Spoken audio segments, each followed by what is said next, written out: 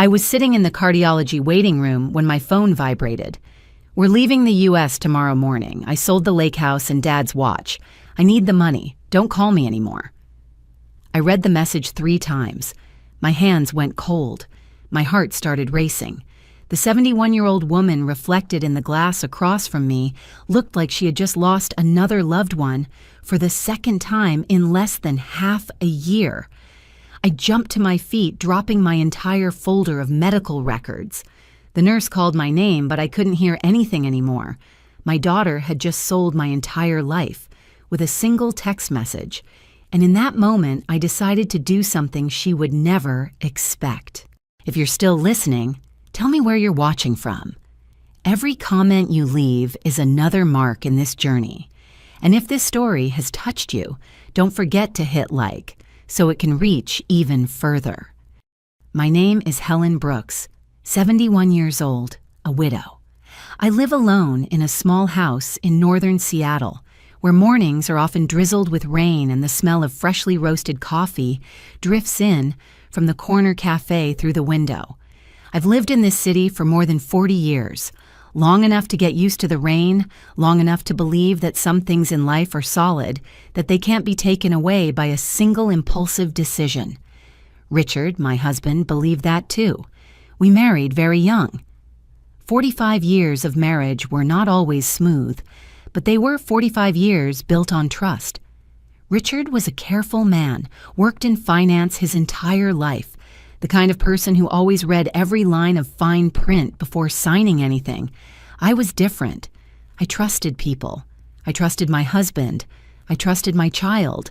I believed family was the safest place to let your guard down.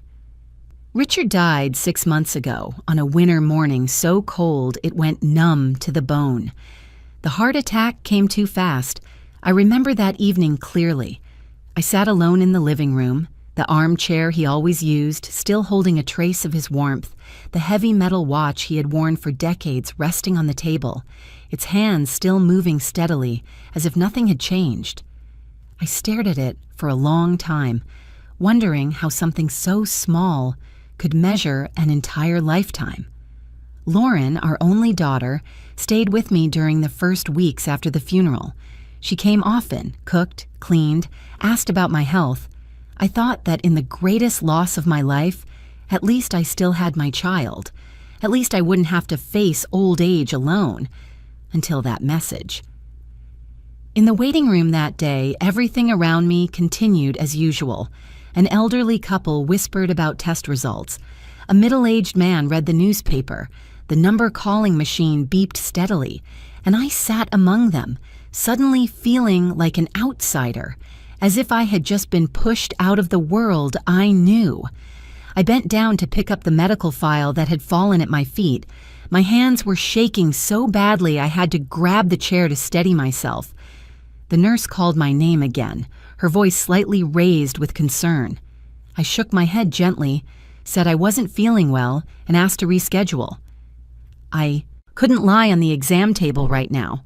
I couldn't let the doctor listen to my heart when I didn't even know whether it was beating from illness or from pain.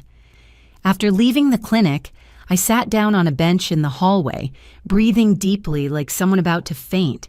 I opened the message again, the same lines, no emojis, no apology, no, "I love you, Mom," just a notification. Cold, clean, final. I called Lauren, 1 ring, 2 rings, then voicemail. I called again and again. On the 4th attempt, she picked up, her voice irritated. "Why do you keep calling, Mom?" I swallowed hard. "Lauren, what did you mean in that message? What did you sell? You can't—" "Mom, I'm busy. Ethan and I are getting ready to go. Just calm down." "Calm down?" I heard my own voice crack.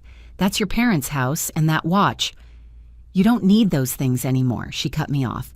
"You don't go to the lake much now. The watch just sits in a drawer. You don't even use it. I needed the money urgently, that's all."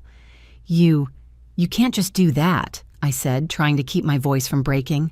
"That's family property. That's your father's keepsake."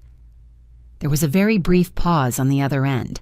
Then Lauren sighed, like someone being patient with a stubborn child. "You're making this a bigger deal than it is. You have a house in Seattle now. That's enough. I have to hang up. The taxi's almost here."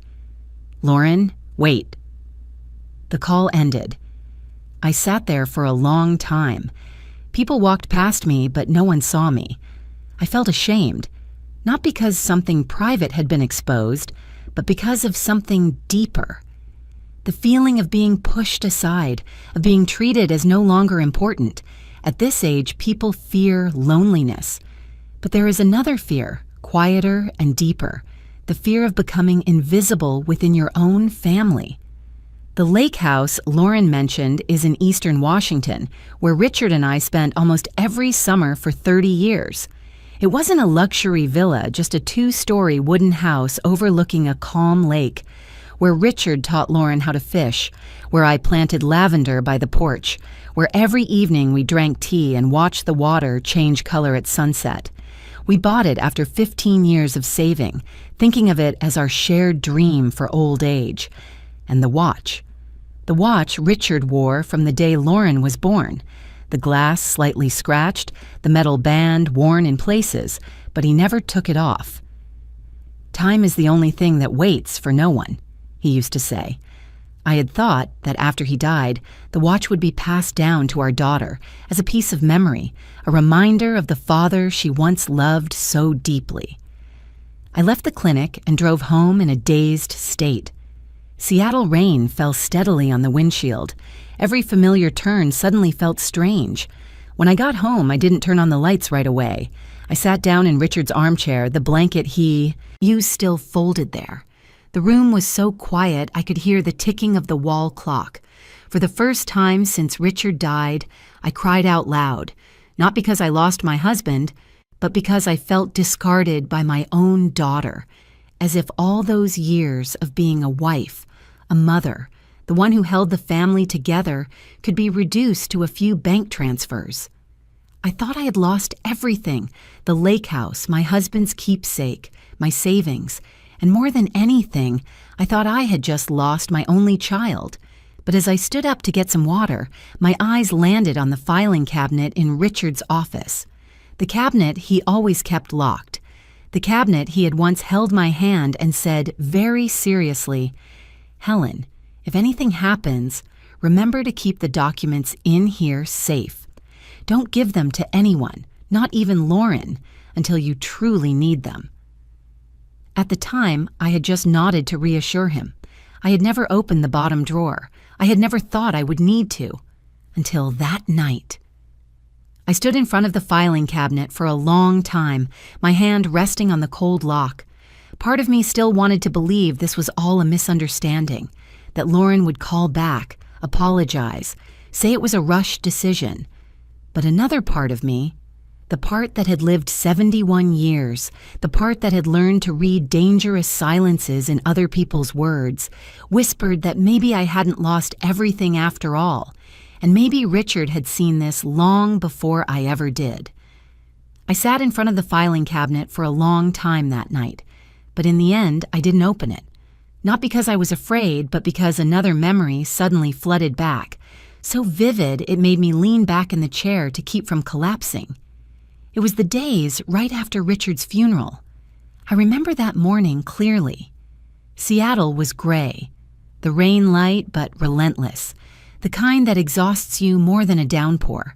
The house, packed with people the day before, suddenly felt unbearably empty. The wreaths were gone.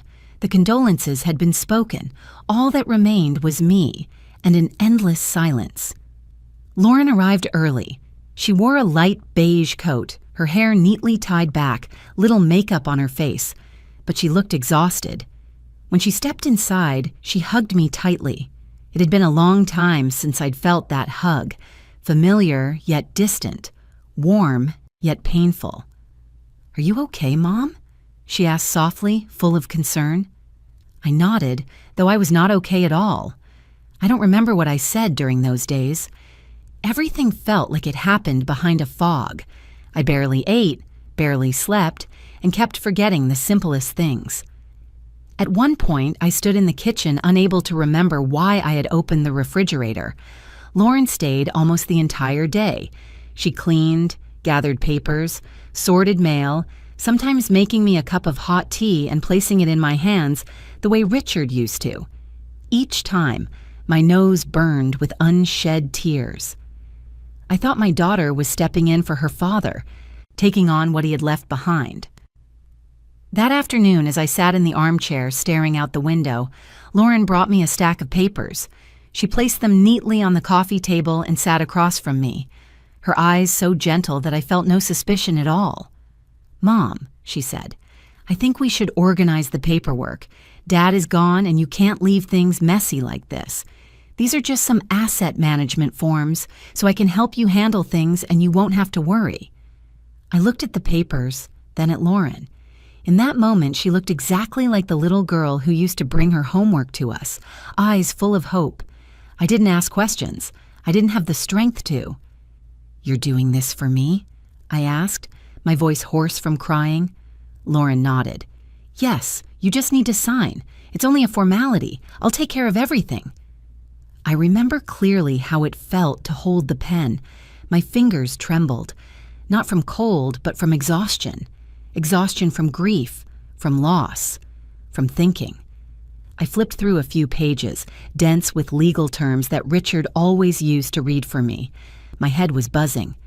"Are you sure this is okay?" I asked, more out of habit than suspicion. Lauren smiled and placed her hand over mine. "You trust me, right?" I nodded, and I signed. I signed page after page. I don't remember how many signatures, only that every time I put the pen down, I thought of Richard. I thought that if he were alive, he would do this for me. And since he wasn't, I let my daughter do it. In the days that followed, Lauren continued to visit often. She asked what I needed, reminded me to take my medication on time, even stayed overnight a few times because she was worried I'd be lonely. I thought that in this loss, at least I still had my child, until the message in the cardiology waiting room.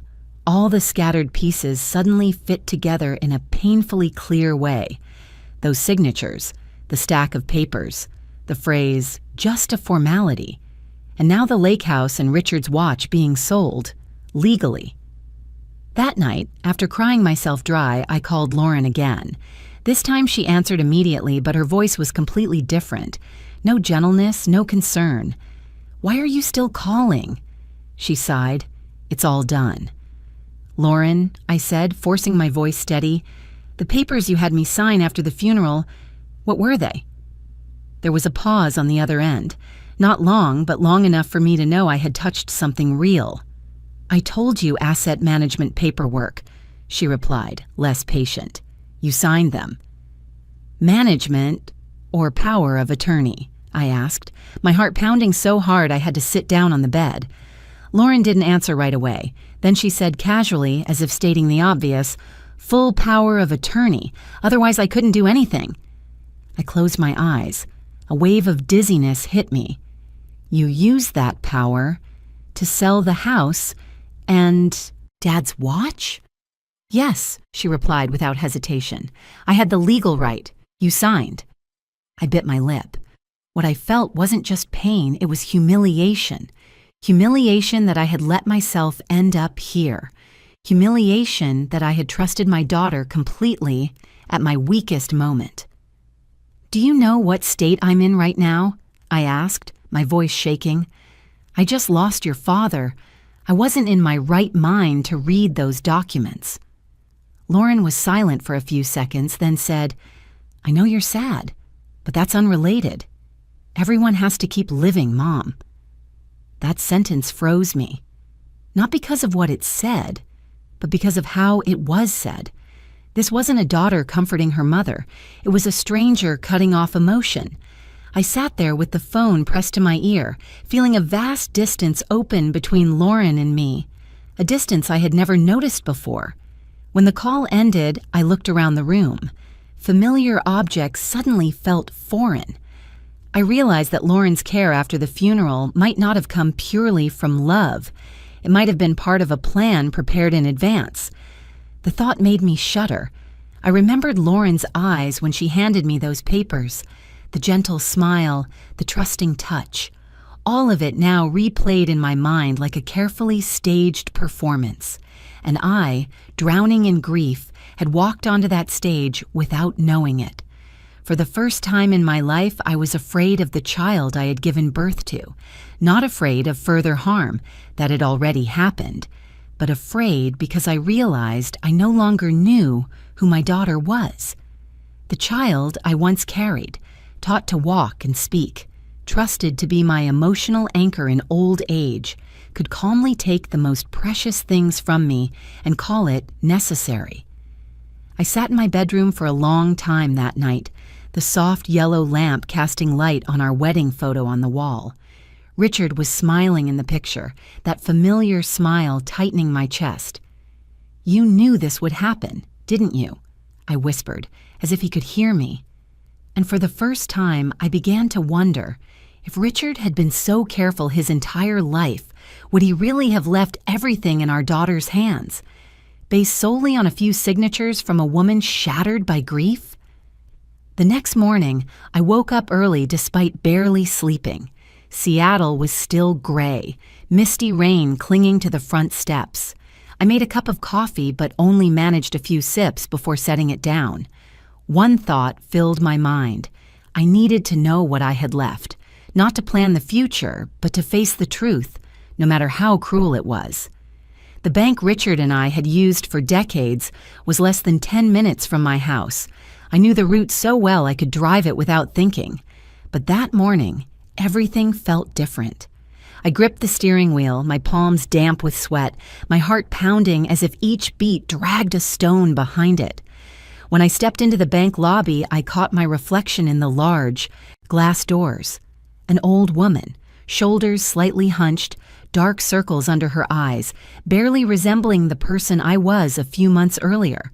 When Richard was alive, he used to joke that I always stayed calm no matter what happened. At that moment, I couldn't find that calm anywhere. The young teller smiled as I handed over my card and documents, a polite, professional smile. Nothing unusual. I sat down in the chair across from her, resting my hands on the counter, trying to keep my voice steady. "I'd like to check the balances on the accounts in my name," I said. She nodded and typed quickly on the keyboard. I watched her fingers move and suddenly felt short of breath. In that moment, I still held on to a thin, fragile hope that Lauren had only taken part of it, that things hadn't gone as far as the worst possibility. The teller stopped typing. The smile on her lips slowed for a beat, then faded into hesitation. She looked up at me and something like sympathy flickered in her eyes. "Mrs. Brooks," she said softly, "the current balance is very low." I swallowed. How low is very low? She turned the screen toward me. I looked at the numbers, my mind going blank. Nearly all of the savings Richard and I had built were gone. Large withdrawals, one after another, only days apart. The name on the transactions, Lauren Brooks. "Is there some kind of mistake?" I asked, even though I knew the question was pointless. She shook her head, her voice still carefully gentle. "All transactions were completed under a valid power of attorney. According to our records, your daughter had full authority to manage your assets." I leaned back in the chair, feeling as if I no longer had the strength to sit upright. "So, there's nothing left?" She looked at me again, this time unable to hide her compassion. "You still have a small amount in your daily checking account, but most of the assets have been transferred out." I don't remember how I said thank you. I only remember standing up, stepping away from the counter, walking past people waiting their turn. Someone looked at me, maybe because I looked so pale. I lowered my head, unable to look back. Outside, the Seattle rain hit my face head on. I stood there for a while, not opening my umbrella, letting the cold drops run down my hair, down my collar. It felt like a punishment, and I didn't avoid it. For the first time in my life, I felt ashamed of being poor. Not because I truly was poor, but because I had been turned into someone with nothing in the middle of my own life. At this age, people talk about rest, about comfort. And there I was, standing in front of the familiar bank, suddenly feeling like an unnecessary burden, an old woman pushed aside when she no longer had any use. I drove home in a numb haze. Every sound around me felt distorted. Traffic lights, car horns, everything blurred past. When I got home, I sat down in Richard's armchair, the same chair I had sat in for so long the night before, and this time I didn't cry. I just sat there, hands on my knees, staring straight into empty space. Abandoned old age isn't loud. It doesn't arrive with shouting or shoving. It comes quietly, with a text message, a signature, a line of numbers at the bank. And when you realize it, you're standing alone in a familiar room, wondering where you're supposed to go next. That afternoon, I decided to find a lawyer, not because I was sure I would win, but because I couldn't sit still. I searched online and chose a small law office near downtown. The lawyer was young, only a few years into practice, described as handling civil cases and family assets. His office was on the second floor of an old building. The staircase was narrow, the yellow light dim. I climbed each step, feeling as though I were walking backward through my own life, returning to the starting point of helplessness. The young lawyer's name was Mark. He stood up to shake my hand when I entered. He looked very young compared to me, probably around Lauren's age. His eyes were serious, not overly eager, and that made me feel slightly more at ease. I told him everything, from Richard's funeral to the stack of papers Lauren gave me, to the text message in the cardiology waiting room and the cold numbers at the bank. I didn't embellish or hide anything. When I spoke about signing those papers while overwhelmed by grief, my voice grew hoarse, but I didn't stop. Mark listened carefully, sometimes taking notes, sometimes nodding. When I finished, he was silent for a moment, then let out a slow breath. "Mrs. Brooks," he said, "I'll be direct. The documents you signed, if they were indeed a full power of attorney, and if there's no evidence you were coerced or legally incapacitated at the time, then from a legal standpoint, your daughter acted within the law." I closed my eyes. "So, there's nothing I can do?" "It's not that there's nothing," he said cautiously. "We could try to sue, arguing that you signed while under severe emotional distress after the funeral. But suing your own child is extremely difficult. Courts usually require very clear evidence. And even if you won, the process could take many years." Many years. I repeated the phrase in my mind. At 71, many years felt like a luxury I wasn't sure I had. I didn't know how much time remained or whether I had the strength to pursue a long legal battle. "I understand," I said quietly. Mark looked at me with sympathy. "I don't want to give you false hope. I just want you to be prepared." I nodded and stood up. When I stepped out of his office, I felt a deep emptiness. The thin hope I had carried with me there had been worn down to almost nothing. I went down the stairs, each step heavy. Outside, the rain had stopped, but the sky was still gray. I stood on the sidewalk watching people pass by. Everyone seemed to have somewhere to go, something to do, and I didn't know where I was headed. That night, I didn't turn on the living room lights.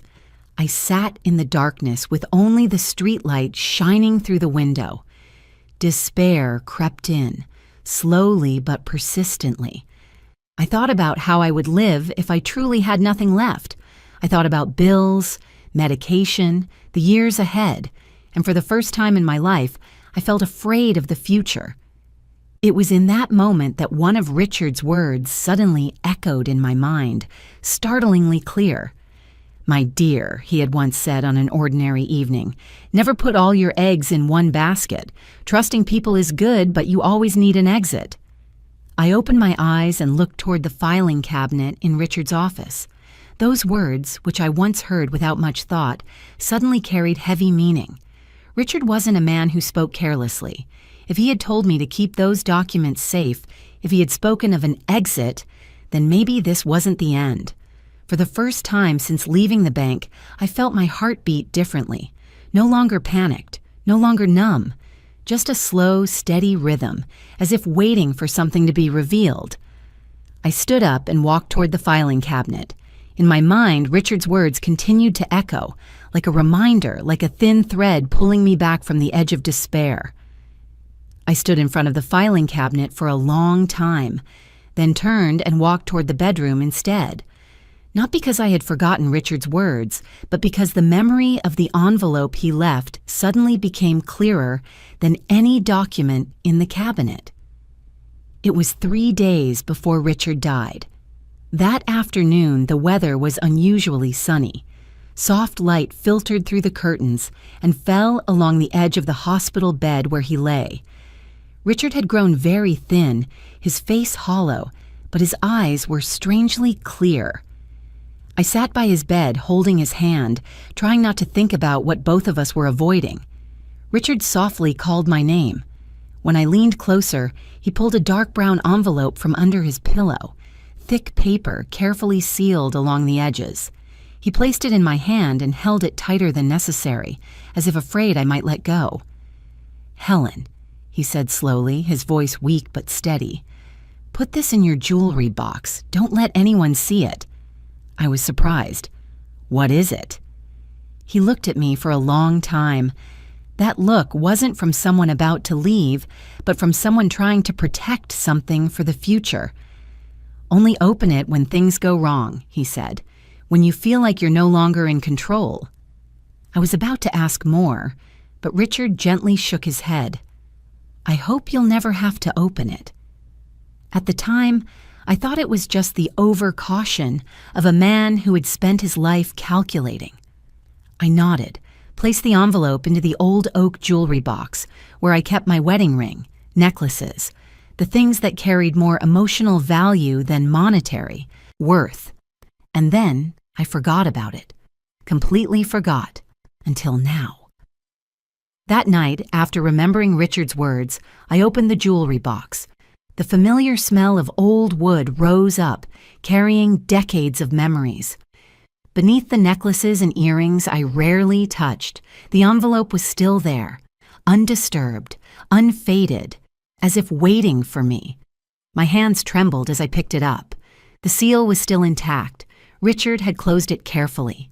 In that moment, I felt afraid, not of what was inside, but of the feeling that everything was about to change in ways I couldn't predict.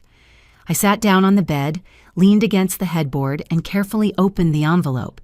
Inside was a neatly organized stack of papers and a handwritten letter. Richard's handwriting, strong, familiar, slightly slanted to the right, the handwriting I had looked at for 45 years. Just seeing it made my chest tighten. I opened the letter first. "My beloved Helen." The first line blurred my vision. If you are reading this, it means I am no longer by your side, and perhaps what I feared has come true. I took a deep breath, steadying myself, and kept reading. Richard wrote that, over his lifetime of work, he had learned one thing. Not every risk comes from outside. Some risks live within the family, within relationships that seem the safest. He didn't write much, didn't explain at length, only that he had observed Lauren for many years, and there were things that kept him from feeling completely at ease. "Love for a child is not blind," he wrote. "It must be paired with clarity." A sharp pain pierced my chest, not from being betrayed again, but from realizing Richard had carried this worry alone, without telling me, perhaps afraid I would be hurt, afraid I wouldn't be able to bear it. Richard went on to explain that in his later years, he had quietly prepared another plan, not to hide things from me, but to protect me in the worst-case scenario. He called it Plan B and emphasized that it existed only because he loved me, not because he didn't trust our daughter. I set the letter down for a moment, wiped my tears, and opened the stack of papers beneath it. Lines of text, numbers, and company names appeared before my eyes, so confusing at first that I couldn't grasp them all. But the more I read, the more I understood the scale of what Richard had done. There were property ownership certificates under the name of a limited liability company I had never heard of. There were reports of stocks and bonds invested many years earlier. There were bank statements from 2 different financial institutions, all in my name, but with passwords and access only Richard had known. I sat there for a long time, turning page after page, my heart pounding harder with each line. These weren't small amounts. This was wealth accumulated carefully, invested strategically over many years. Richard had built a financial foundation I had never imagined. I wasn't poor at all. In fact, I was far wealthier than I had ever thought. But what stunned me most wasn't the numbers. It was a separate file, clipped with a metal fastener at the bottom of the stack. On the cover, in Richard's handwriting, were a few simple words: Real Estate Seattle. I opened it, and my heart nearly stopped. They were the ownership documents for the upscale apartment building where Lauren and her husband were living. The address was clear, unmistakable. The legal owner, a company Richard had established years ago. The final beneficiary, me. I had to read it several times before I believed it. Lauren had always told me the apartment was the result of smart investing, that she and her husband had built it on their own. I had believed her. I had been proud of my daughter. I never imagined that Richard, so quietly, had been the one behind it all. I sat motionless, the envelope spread open on the bed, my mind spinning. Every scattered piece suddenly fell into place in a way that was both painful and clarifying. Richard had known. He had seen the signs I ignored. Lauren's impatience when it came to money, how easily she dismissed emotional values. The questions that seemed harmless but always circled assets and ownership. Richard hadn't jumped to conclusions, but he hadn't looked away either. I remembered the rare moments when Richard mentioned Lauren and his voice grew noticeably lower. "She's smart," he once said, "but sometimes too impatient." At the time, I brushed it off, assuming it was just a generational difference. Now I understood. It was the concern of a father who had seen much farther than I ever did. I picked up the letter again and read the final lines. "Helen, if you are reading this far, I hope you won't blame our daughter, and you won't blame yourself either. People only reveal who they truly are when opportunity stands before them. I didn't prepare these things to punish anyone, but to give you a choice. You can take back control of your life, or you can continue to trust if that is what you choose. The decision is yours." I folded the letter and pressed it against my chest. Tears fell, but this time they were no longer tears of helplessness. They were tears of understanding. Richard didn't leave me just assets. He left me a position, a foundation, a way out when everything collapsed. I looked around the familiar room where I once believed I had lost everything. The darkness was still there, but it no longer pressed down on me. Inside me, another feeling began to take shape. Not anger, not quite resolve, but a cool, steady clarity. I understood that if Richard had gone this far to protect me, then my role was not to fall apart. And if Lauren had chosen her path, then I would have to choose mine. I carefully gathered the documents, slipped them back into the envelope, and returned it to the jewelry box. My hands no longer trembled as they had when I first opened it. My heartbeat was slow, even, certain. That night, I didn't go to sleep right away. I sat by the window, watching the rain begin to fall again on the rooftops of Seattle. And for the first time since receiving that text message in the cardiology waiting room, I no longer felt like someone who had nothing left. Richard had seen through our daughter very early on, and now it was my turn to face that truth head on. The next morning, I woke up earlier than usual, not because I couldn't sleep, but because my mind felt strangely clear. The dizziness and panic of the previous days had receded, replaced by something else, cold, sharp, and solid. I brewed coffee and opened the curtains, letting Seattle's pale gray light flood the room.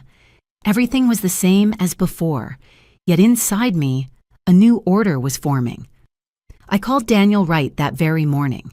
Daniel had been Richard's personal lawyer for more than 20 years, a man in his early 60s, hair graying early, voice low and unhurried, the kind of person who never spoke more than necessary.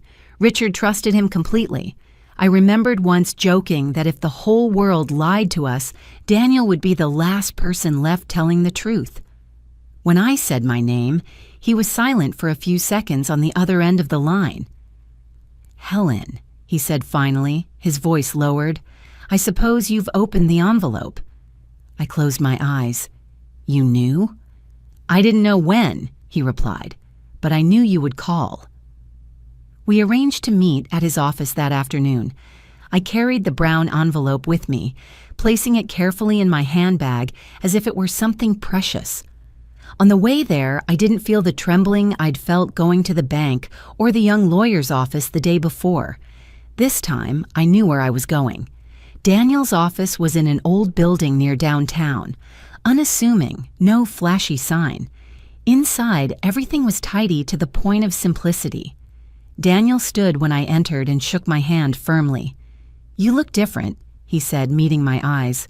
"I feel it too," I replied, and it wasn't just politeness. I handed him the envelope. Daniel opened it and reviewed each document, each statement, each certificate. He didn't look surprised, only nodded occasionally as if confirming something he had known for a long time. "Everything is legal," he said at last, sliding the papers back toward me. "Richard handled this very carefully. No gaps." "The building where Lauren is living?" I asked, even though I already knew the answer. "Belongs to you," Daniel said firmly, "completely and without dispute." I took a deep breath. Part of me still wasn't used to hearing it spoken aloud. "So, what Lauren did?"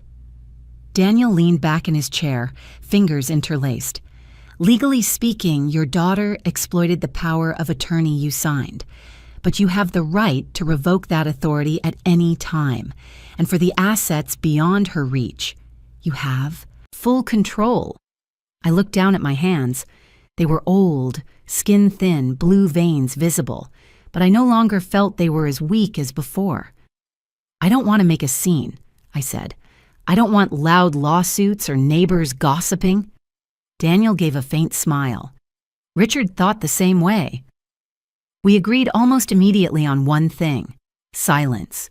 No confrontation, no warnings, no accusations, not yet. Everything would be handled through documents, signatures, and time. Daniel began drafting the necessary paperwork. The first step was revoking the power of attorney I had given Lauren, a concise, clear document that would take effect as soon as it was notarized and delivered to the relevant parties. Daniel assured me Lauren would no longer be able to conduct any transactions on my behalf. Next came transferring full control of all accounts, properties, and investments back into my name, exactly as Richard had arranged. Daniel handled each step quietly and efficiently, leaving no unnecessary trace. All I had to do was sign, and this time I read every line, every word, slowly and fully aware. "There's no need to rush," Daniel said when he saw me pause over a paragraph. "We have time." Strangely, hearing that almost made me smile. For days, I had lived with the feeling of being cornered, as if time were working against me. Now, for the first time, I felt like I was setting the pace. We also prepared a legal notice for Lauren, not a personal letter, not an explanation, just an official document stating that the power of attorney had been revoked and that any further transactions involving my assets were no longer valid. Daniel suggested we not send it immediately. "Let her continue her trip," he said. "The longer, the better." I understood. Lauren was somewhere out there, enjoying the money from selling the lake house, the money from Richard's watch, perhaps sitting on a sunny beach, believing everything was settled. I didn't want to shatter that illusion just yet. Leaving Daniel's office, I felt a strange calm, not triumph, not bitterness, just calm, like straightening a crooked table without anyone noticing, knowing only I could feel it stand firm again. In the days that followed, I continued living as before. I went grocery shopping, greeted neighbors, answered polite questions about how Lauren was doing lately. I smiled and said she was taking a few weeks off to clear her head. No one suspected a thing. I was still Helen Brooks, the quiet widow, living modestly, perhaps a little pitiful in others' eyes. In the evenings, I sat in the living room, turned on Richard's old table lamp, read or listened to the radio. Sometimes I looked at the empty space in the armchair across from me where Richard used to sit, and I silently thanked him, not for the assets, but for the preparation. He hadn't left me defenseless after he was gone. Lauren texted occasionally, not much, just a few short messages, about the trip, the hotel, the new opportunities Ethan was discussing. I replied slowly with neutral sentences, no accusations, no probing questions. I knew every reply reinforced the image Lauren trusted, a mother who had accepted her fate. It was strange how easy it was to play myself, but a weaker, more helpless version, maybe because I had lived in that role for weeks already. Lauren didn't notice the change because it didn't need to be visible. Daniel called regularly to update me. Everything was proceeding according to plan. Accounts secured, assets transferred, documents ready, waiting only for the right moment. "Are you sure you want to wait?" Daniel asked during one call. "We can send the notice at any time." "I'm sure," I said. "I'm not in a hurry." In truth, I was waiting for Lauren to return, not because I wanted to witness my daughter's collapse, but because I believed some lessons can only be learned when someone touches the ground again after flying too high. One night, I stood by the window, watching city lights reflect on rain-slick streets. I thought of the early days of my marriage to Richard, when we had almost nothing except the belief that if we worked hard and lived decently, things would turn out fine. I thought of Lauren as a little girl, holding my hand on the way to school, believing I could fix everything. Now, I wasn't seeking justice through tears. I wasn't begging. I wasn't complaining. I chose the path Richard had left for me, the path of silence, law, and patience. And in that silence, I knew something had begun to shift beneath the surface. That morning, Seattle's sky was a dense gray like frosted glass. I was in the kitchen pouring hot water into the teapot when the doorbell rang. Not the hesitant ring of a delivery person, nor the familiar rhythm of a neighbor. It was urgent, insistent, as if the person outside feared that if they stopped for even a second, their entire world would collapse. I knew immediately who it was. I didn't rush. I set the teapot down, dried my hands with the old cloth Richard used to use, and then walked slowly to the door. In that moment, I realized my heart wasn't racing. No trembling, no nerves, just a strange stillness. When I opened the door, Lauren was standing there. She looked nothing like the travel photos she had sent weeks earlier. Gone was the healthy tan, the confident smile. Her eyes were bloodshot, her hair messy, her coat pulled on hastily as if she had rushed out without thinking. In her hands was a crumpled stack of papers. I recognized the legal notice immediately. "Mom!" she panted, her voice breaking. "What is this? What's going on?" I stepped aside and opened the door wider. "Come in," I said gently. "It's cold outside." Lauren walked in but didn't sit down. She stood in the middle of the living room, eyes darting around as if searching for an explanation hidden somewhere on the walls, the shelves, Richard's armchair. A few seconds later, Ethan Miller appeared behind her. Ethan was tall, broad-shouldered, his face usually marked by an overconfident ease. But today, that confidence was cracked. His jaw was tight, his eyes darkened when he saw me. "What kind of stunt is this?" Ethan said bluntly, without greeting me. "We just got back and received an eviction notice. Are you out of your mind?" Lauren turned to him. "Ethan, please." Then back to me, her voice breaking. "Mom, say something. This is a misunderstanding, right? That apartment is ours. We bought it. We have the paperwork." I walked over to the sofa and sat down. I gestured for them to sit, but neither did. That was fine. I didn't need them seated to speak. "Lauren," I said calmly, "did you read the notice carefully?" She swallowed. It says the building belongs to you, that our contract is only a limited right of use. That can't be true." Ethan scoffed. "You think you can fool us? Richard was just a banker. Where would he get the money to own an entire building?" I looked at Ethan, really looked at him, for the first time in a long while. "You know," I said evenly, "Richard never liked showing off. and he especially disliked showing anything to people who only see money. Ethan opened his mouth to say something, but I raised a hand. Strangely, he fell silent. I stood up and walked to the wooden cabinet by the window. I opened the bottom drawer and took out a thin folder, copies, not originals. I placed them on the coffee table. "These are the ownership documents for the building," I said. "The company listed is Evergreen Holdings, LLC. That company belonged to Richard." Lauren bent down, trembling as she flipped through the pages. Each line, each seal seemed to drain a little more strength from her body. I watched her shoulders slowly slump. "That's impossible," she whispered. "Dad never told me." "He told me," I replied, "and he knew why." Ethan stepped forward, snatched the papers, skimmed them in panic. "This isn't legal," he said loudly, as if reassuring himself. "We'll sue. We have lawyers." "You're free to," I said. "But Daniel Wright prepared everything. It's all legal. Every transaction, every contract. No loopholes." Lauren let the papers fall onto the table. She looked at me. Her eyes filled with both anger and confusion. "So you did all this behind my back?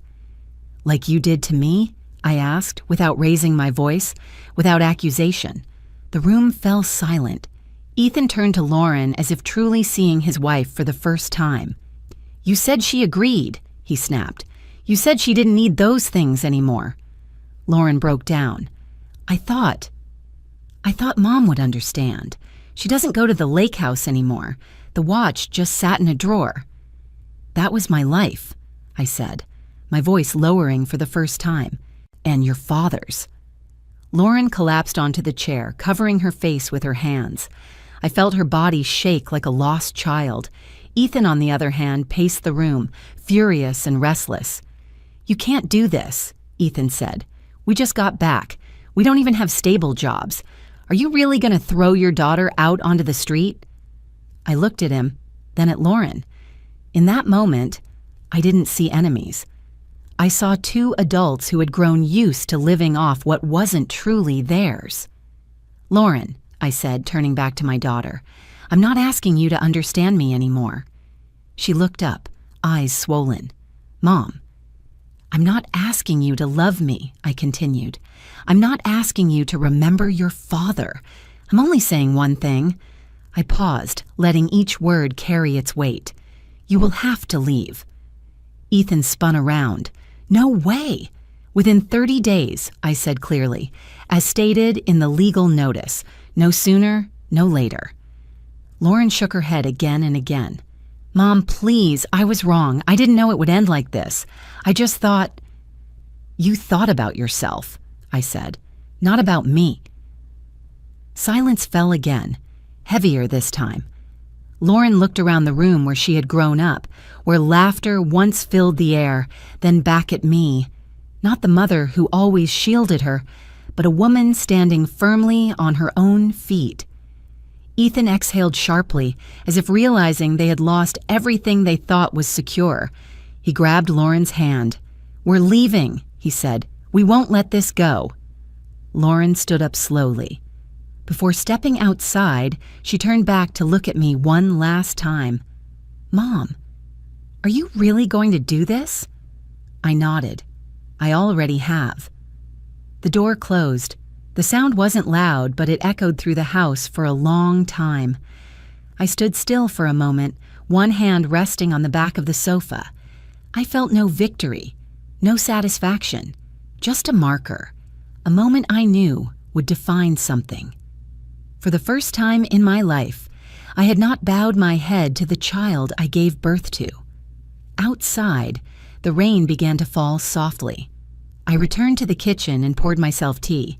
It had cooled slightly, just warm enough. I held the cup with both hands, looking out the window, knowing that everything had moved into a different chapter.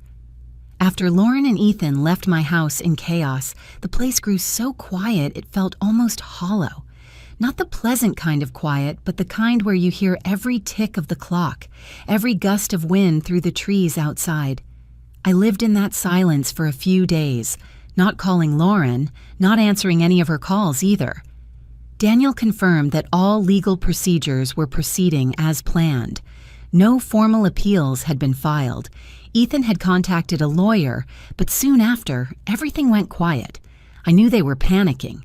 3 days later, Lauren returned. This time, she came alone. I was in the backyard trimming the lavender. Bushes Richard had planted years ago when I heard a car stop by the gate. I didn't turn around right away. I kept working, slowly, steadily. Only when I heard familiar footsteps on the stone path did I straighten up. Lauren stood there, hands clasped together, shoulders slightly shaking. The tension and anger from before were gone. In their place was a visible exhaustion, as if she had cried so much there were no tears left.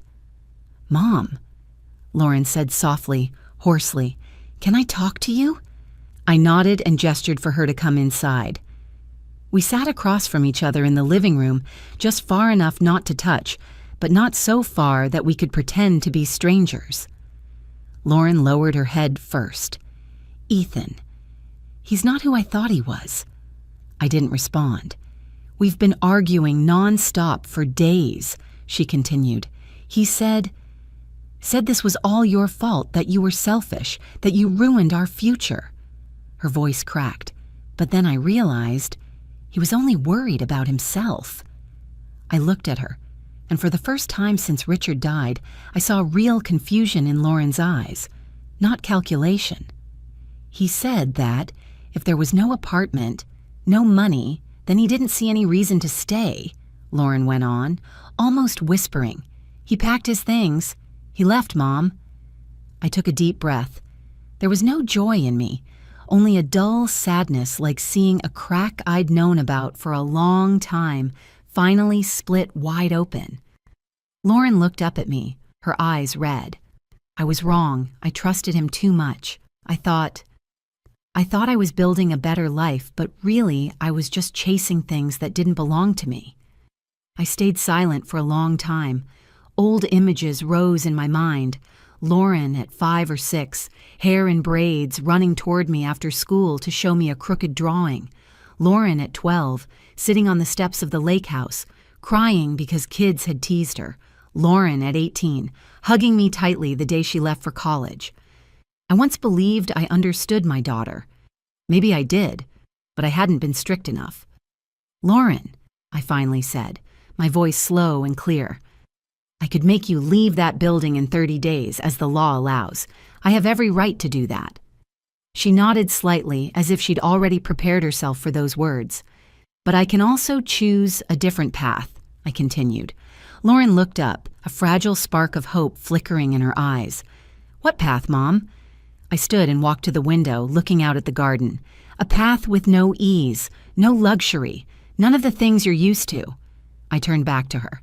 "I won't give you money. I won't give you a luxury apartment. But I can offer you a simple temporary place to live. A much smaller apartment in an older building. No elevator, no concierge, no amenities."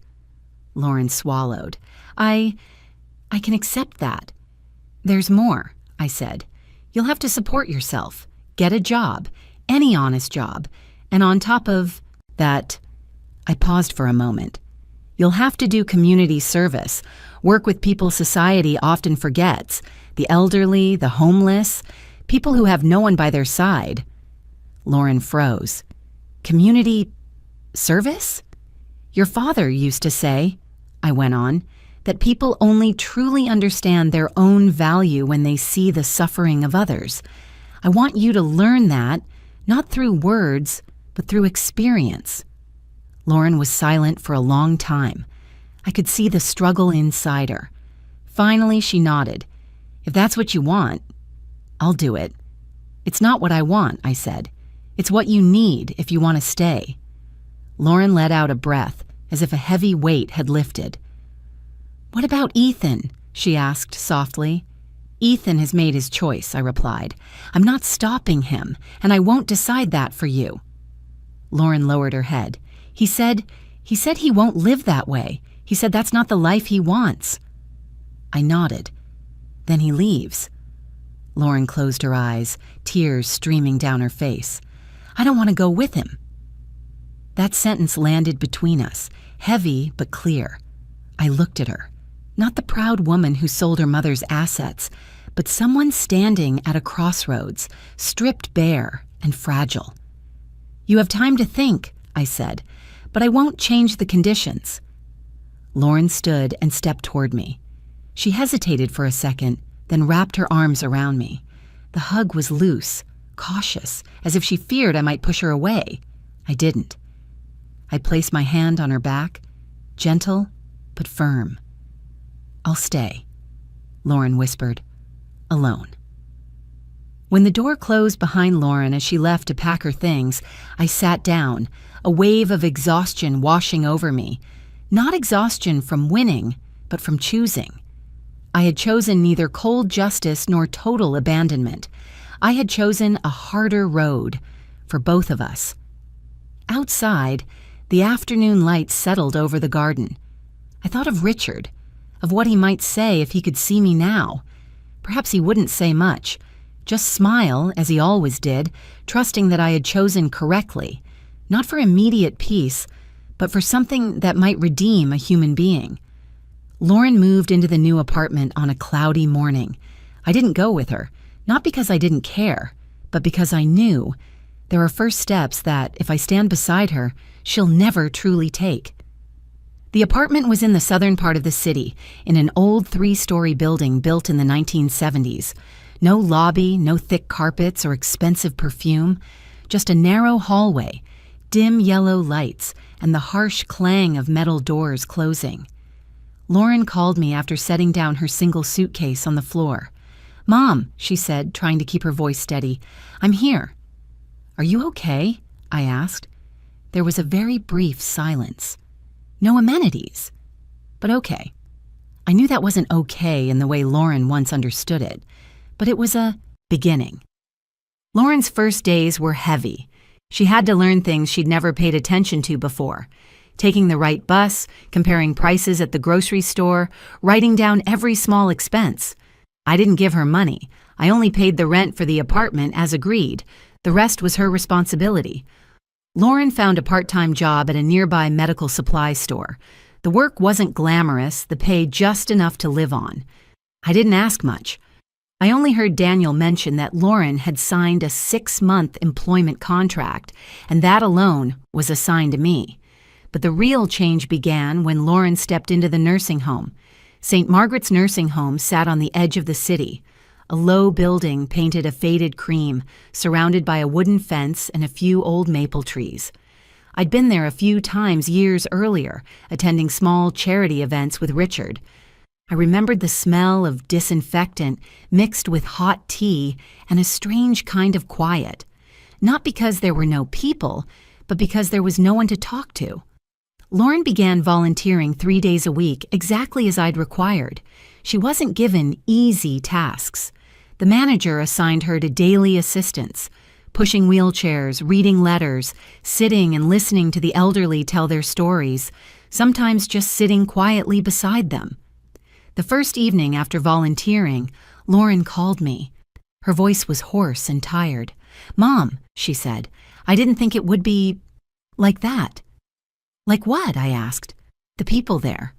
Lauren slowed, searching for words. "They're not poor, they don't go hungry, but they're very lonely." I didn't say anything. I let her continue. "Today, I met an elderly woman," Lauren went on. "She showed me an old silver bracelet. She said it was a birthday gift from her son 15 years ago. She told me her son is very busy, doesn't call often, but she's sure he remembers her." Lauren paused. I could hear her uneven breathing. "Later," she continued, "a nurse told me that son moved to another state a long time ago, left no address, never came back." Something in Lauren's voice made me grip the phone tighter, not from pain, but because I knew she was starting to see. In the weeks that followed, Lauren stopped calling me every day. She was busy, tired, but each time she did call, her voice had changed a little, less defensive, less blaming. She told me about Mr. Henry, a former carpenter with no living relatives, about Mrs. Ruth, who sat by the window every afternoon, looking out at the parking lot, waiting for a car that never came, about birthdays celebrated simply with store-bought cake and a few candles, but no family. "Mom," Lauren said during a late call, "I think I came very close to becoming someone who made them sit there." That sentence fell between us, heavy and true. I didn't answer right away.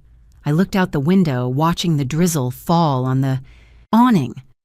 I thought of myself sitting in the cardiology waiting room, reading the text about selling the house and the watch. I thought of what would have happened if Richard hadn't left that envelope.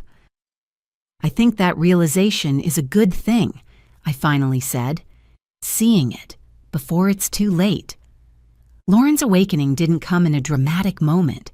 It came slowly, day by day, through repetitive tasks, through old stories told again and again, through eyes filled with hope and then disappointment. She began staying at the nursing home longer than required. No one asked her to. She chose to. Sometimes just to listen to an old song playing from a crackling radio. Sometimes to reread a letter that had already been read hundreds of times. I didn't know these things because Lauren bragged. I knew because one day the facility manager called me. "Mrs. Brooks," she said gently, "I just wanted you to know, your daughter takes this work very seriously. She's not just going through the motions." I thanked her and hung up, my chest filling with a feeling I couldn't quite name. I didn't interfere. I didn't call to advise. I didn't show up unexpectedly. I let Lauren collide with that simple life, with the people society so easily forgets. Some nights, I sat alone in the living room, looking at Richard's empty chair, and wondered, was I being too hard? Was I punishing my child more than necessary? Then I remembered the look in Lauren's eyes when she sold the lake house, so certain without hesitation, and I understood. Some collapses are necessary, not to destroy, but to rebuild from a true foundation. Hope didn't flare brightly inside me. It was small, fragile, like a nightlight in a dark hallway. But it existed, and for a woman my age, that was enough to wait a little longer. I returned to the lake house one misty morning when the water was so still it reflected every slow-moving gray cloud. The narrow road leading in was covered with wet maple leaves, the air mixed with the scent of damp wood and wild grass. I parked the car and sat for a long moment before opening the door, not out of hesitation, but because I wanted to hold on to that moment. The moment I knew I had reclaimed what had once been so cruelly taken from me. The house stood there, unchanged in location, but different in feeling. Paint peeled from the porch. A few boards on the railing creaked in the wind. A long scratch marked the front door. Someone must have been in a hurry once. I placed my hand on the doorknob, took a deep breath, and stepped inside. The familiar smell rushed toward me. Old wood, paper, black tea Richard loved. I didn't cry. I just stood still, letting each room speak to me in the quiet language of memory. I decided not to sell the house. The decision came quickly. So quickly it surprised even me. Daniel had suggested selling it would be easy, safe, and financially sensible. But I knew that if I sold it, I would be closing. A door I needed to open. I wanted to restore the house, not to return to the past, but to lay a new foundation. I called Lauren that evening. She was silent when I told her I'd taken back the lake house. Then she asked softly, "What are you going to do next, Mom?" "Clean up," I said. "Repair things. If you want, you can come help." Lauren didn't answer right away. It wasn't until the next day that she texted back, "I'll come this weekend." Lauren arrived on Saturday morning wearing an old jacket and worn sneakers. No suitcase, no designer items, just a small backpack. I watched her step out of the car and stand in front of the house, her gaze resting on the shimmering lake. She didn't speak, just let out a long breath, as if setting down something heavy she'd been carrying. We started with small tasks, clearing leaves from the porch, dusting the living room, taking down faded curtains. Lauren wasn't used to physical labor. I saw it immediately as she struggled with the leaf rake, movements awkward, hands reddening from the cold. But she didn't complain. She bit her lip and kept going. At noon, I handed her Richard's old leather gloves. Her fingers paused. "Dad's?" she asked. "Yes," I said. "He used them when fixing the back porch." Lauren put them on and nodded quietly. For the first time, I saw her work without reluctance, without being prompted. We worked side by side, each on our own task, saying little. The sound of sweeping, wood lightly knocking, wind moving through the trees, a slow, steady rhythm. In the days that followed, Lauren came more often, weekends, then some weekday afternoons when she got off work early. She learned how to scrape old paint, mix mortar, replace rotted boards. Some days her hands blistered. I handed her a tube of ointment. She gave a strained smile, said, "It's fine," and kept working.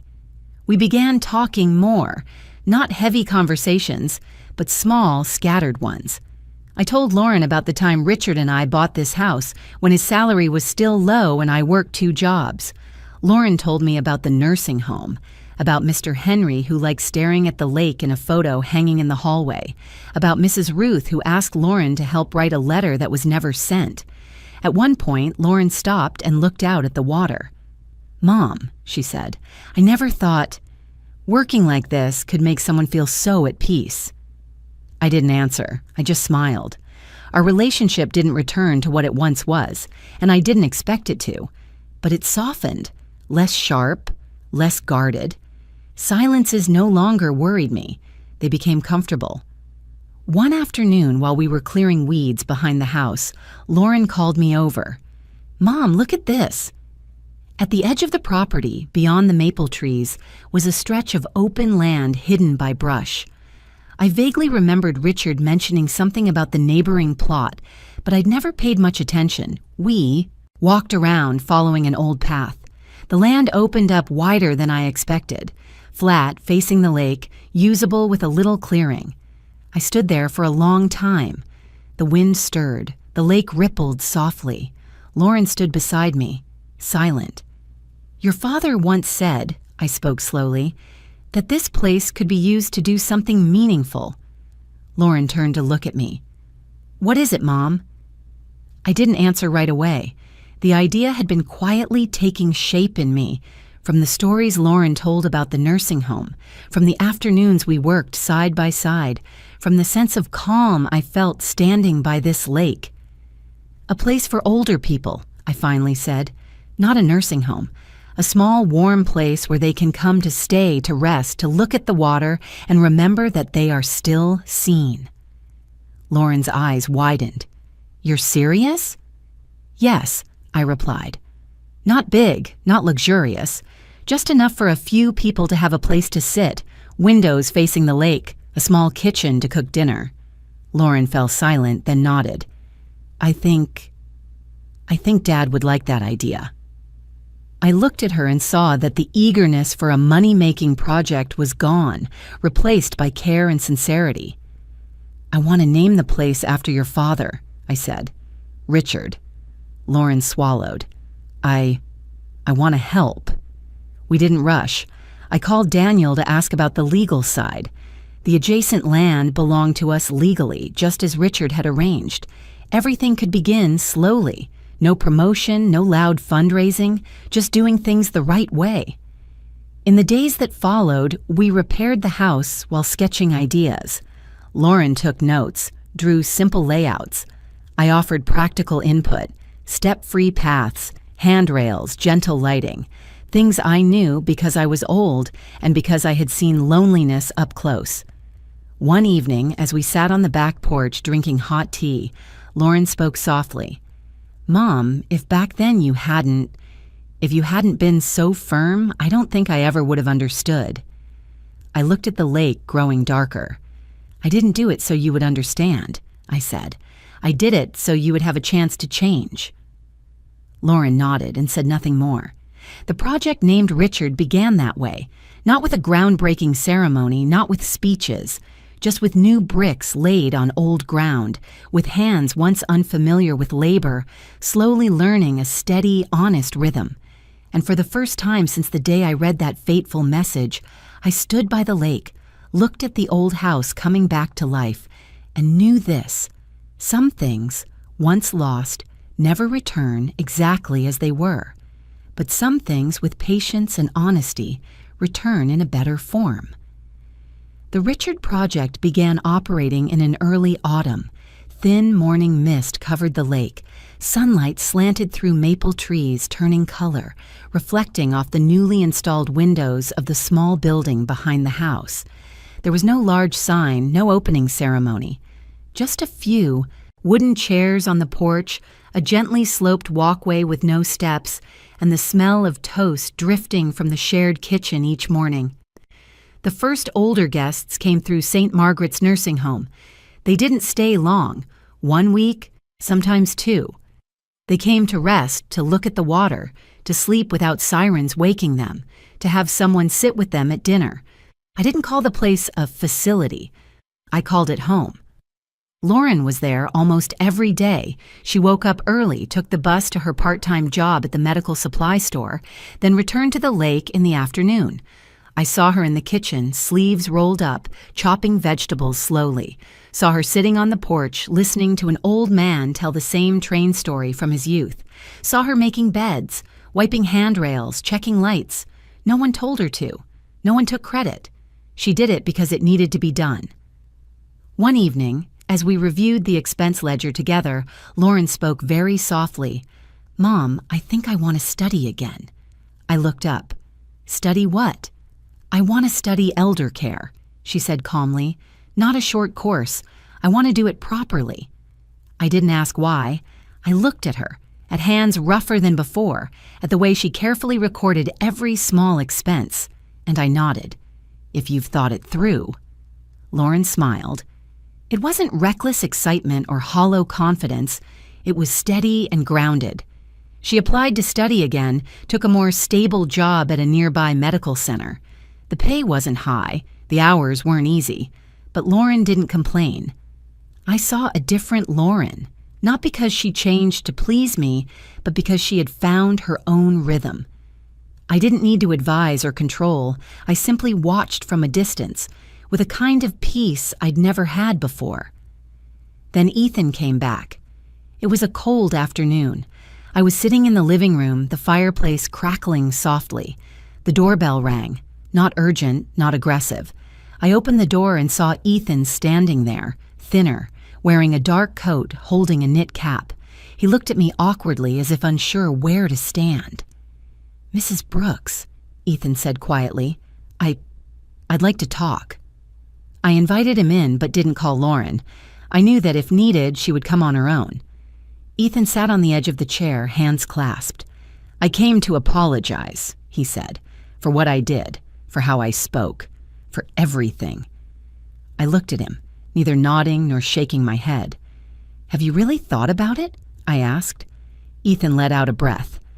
"I've lost a lot," he said, and I realized I always looked for the shortest path.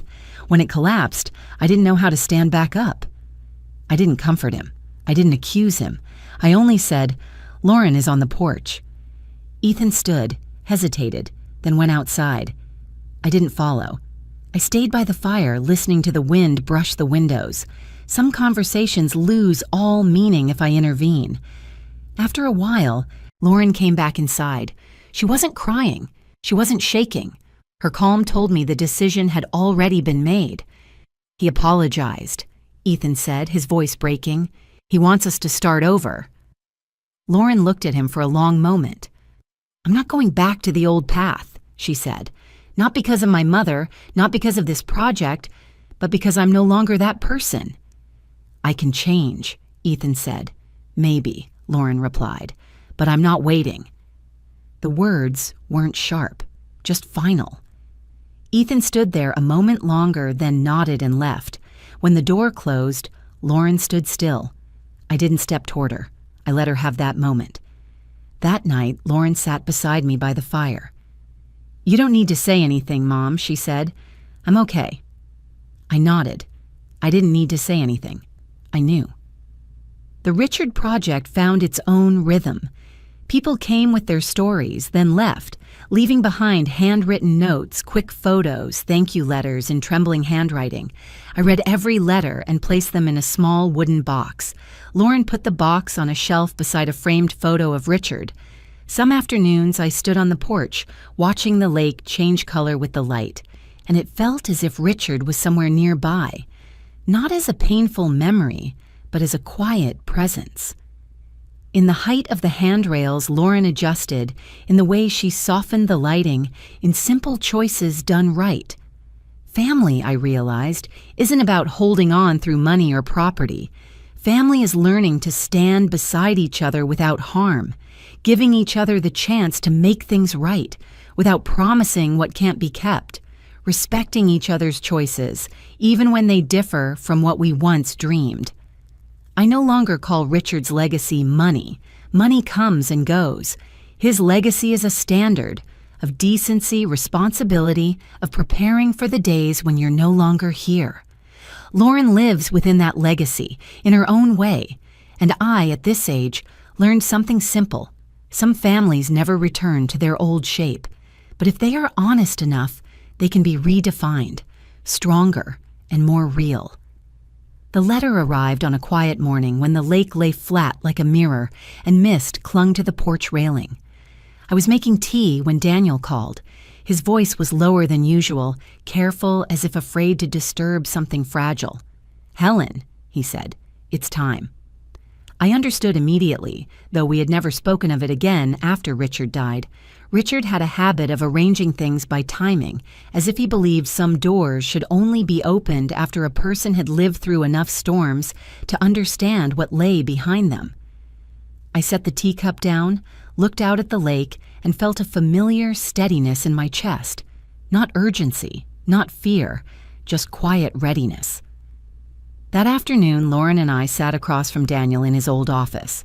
Light streamed through the tall windows, falling across the desk darkened by years. Daniel placed a thick, sealed envelope in front of us. In the corner, Richard's handwriting was clear and steady, just as it had been in life. Richard asked that this be opened when the community project was running steadily, Daniel said, and when both of you were ready. Lauren took a deep breath. I placed my hand over hers and felt the slight tremble. I said nothing. In moments like this, words only dilute meaning. Daniel opened the envelope. Inside was a handwritten letter and a neatly arranged set of legal documents. He read the letter first, his voice even, letting each sentence stand on its own. Richard wrote that he didn't want his assets to become a source of division. He wrote that money, if not placed correctly, only magnifies the worst in people. Then he spoke of the community fund, not as a new idea, but as a seed he had planted long ago, waiting for enough light. Under that late will, most of Richard's remaining assets, investments he had kept private, were transferred into a fund for the elderly community. The fund didn't bear his name in any grand way. It had a simple name, like Richard himself, Lakeview Community Trust. Its purpose was clear: short-term housing support, emotional care, and small projects to help older people feel seen and heard. Daniel paused and turned the page. "Richard appointed both of you as trustees," he said, "with the condition that major decisions must be made together." Lauren looked up, eyes wide. What I saw there wasn't excitement, but real concern. Responsibility, when it arrives at the right time, doesn't make people joyful. It makes them quiet.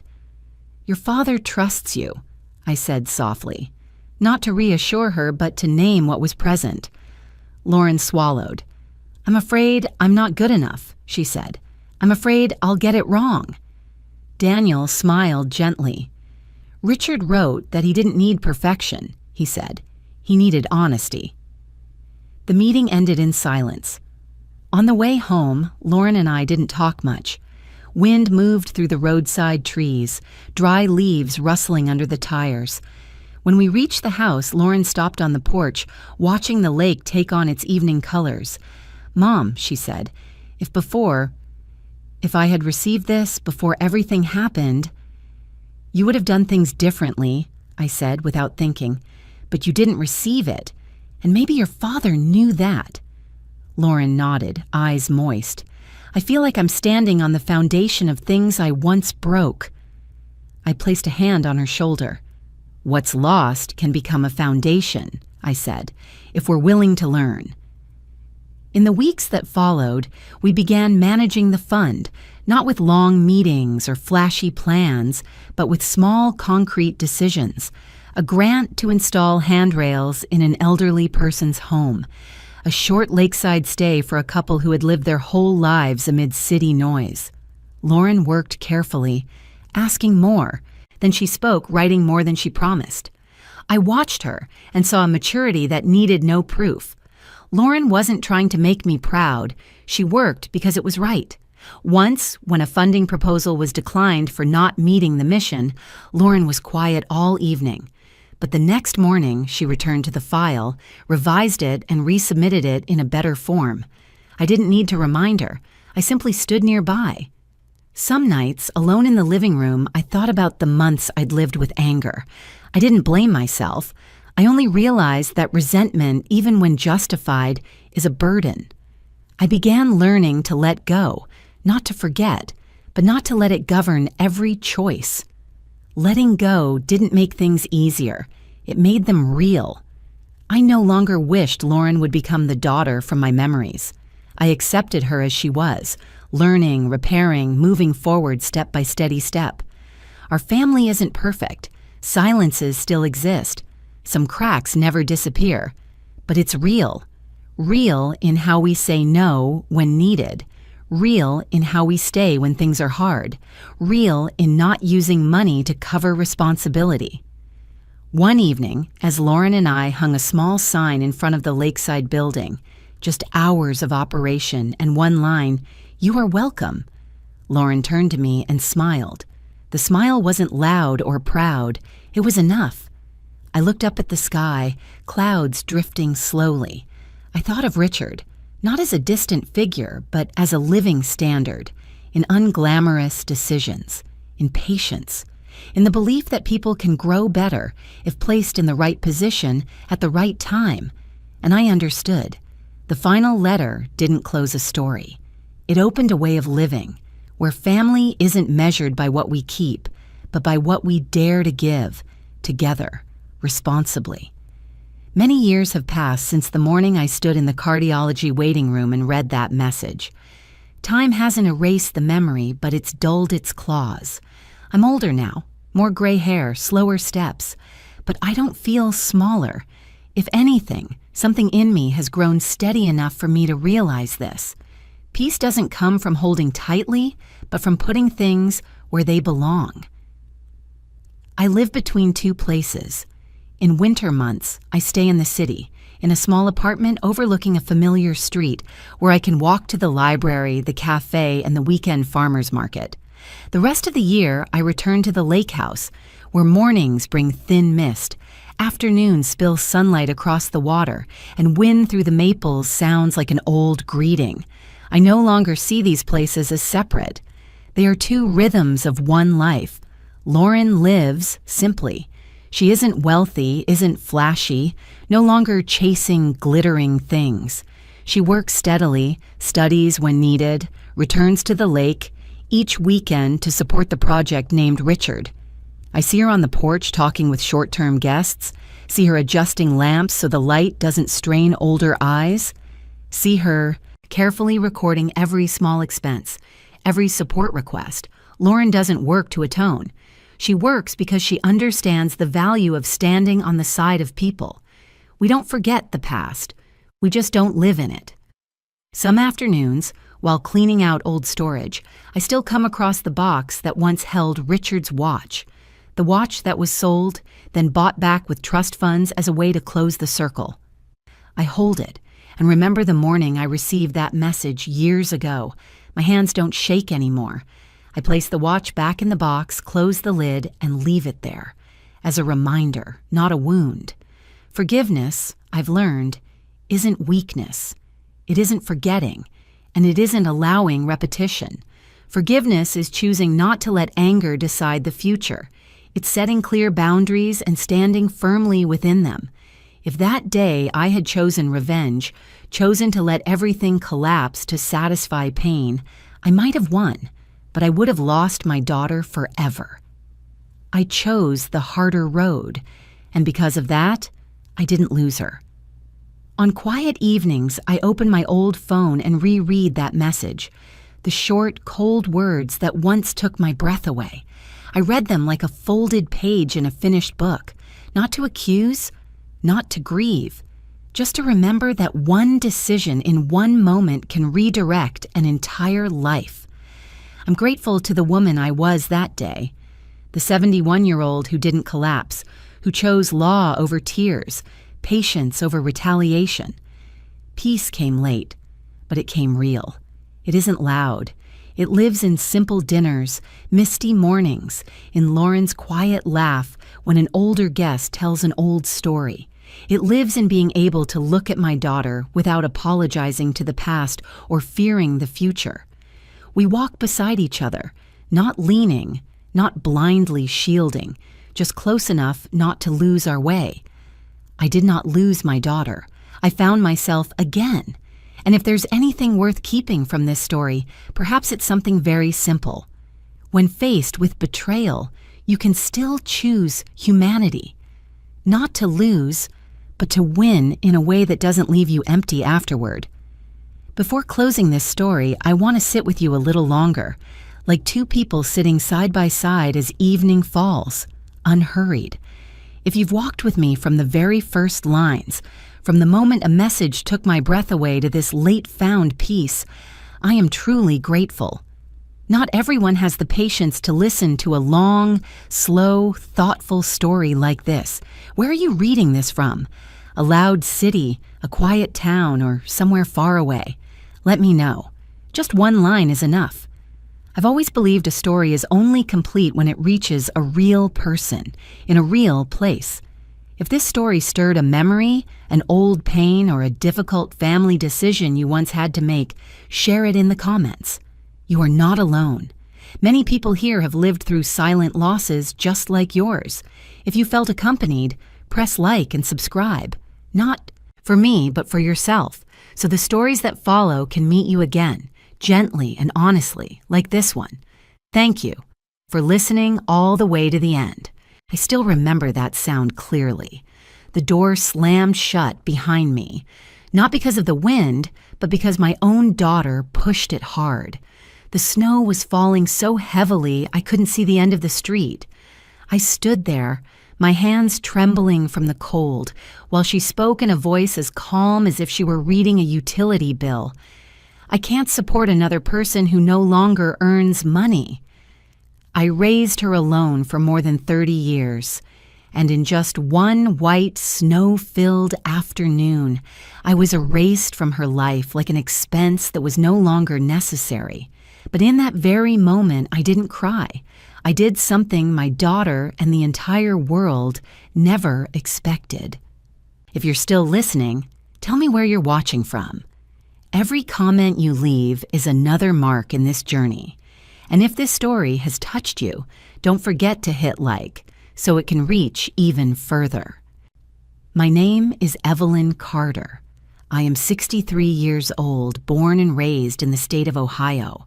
My entire life has been tied to bitter winter mornings, salt-covered roads, and a rhythm so steady many people would call it boring.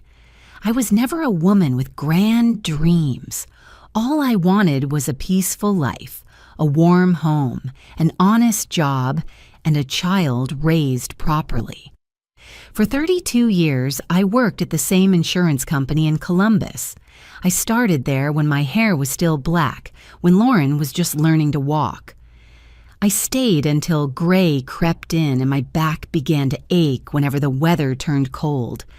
I was always there 15 minutes early, making coffee before work, organizing paperwork for the whole team. I remembered every co-worker's name, their birthdays, even the names of children I'd never met but had heard about for years. I believed in something very American, very old-fashioned. If you work hard and stay loyal, you will be treated fairly. I believed dedication mattered. I believed age was experience, not a burden. Until that Friday afternoon, my supervisor called me into the office with a politeness so cold it sent a chill through me. "Evelyn, we need to talk." I already knew what was coming. Over the past 2 months, older women in the department had been disappearing one by one. Desks emptied out. Potted plants were removed without explanation. They used the word restructuring. They said it had nothing to do with performance. They placed a thin envelope in front of me. 2 weeks of severance.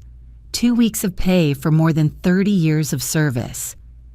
I signed the papers with a hand that was strangely calm, thanked them for the opportunity, and walked out of the building like a polite visitor who had simply wandered into the wrong place. On the bus ride home, I watched familiar shops slide past the fogged-up windows. I thought about Lauren. I thought about how I would tell her, not because I was afraid she'd be angry, but because I knew she was more worried about money than ever. I had lived with Lauren's family for nearly 5 years. After my husband passed away, and after I sold my small apartment to help her with the down payment on the house. Back then, Lauren cried, hugged me, and said, "Mom, you're my lifesaver." I believed her. I believed family was a safe place. Lauren's house was in a quiet neighborhood, rows of similar homes with neatly trimmed lawns. I walked in and took off my shoes like always. Jason was on the couch, a can of beer in his hand, eyes fixed on a basketball game I didn't care about.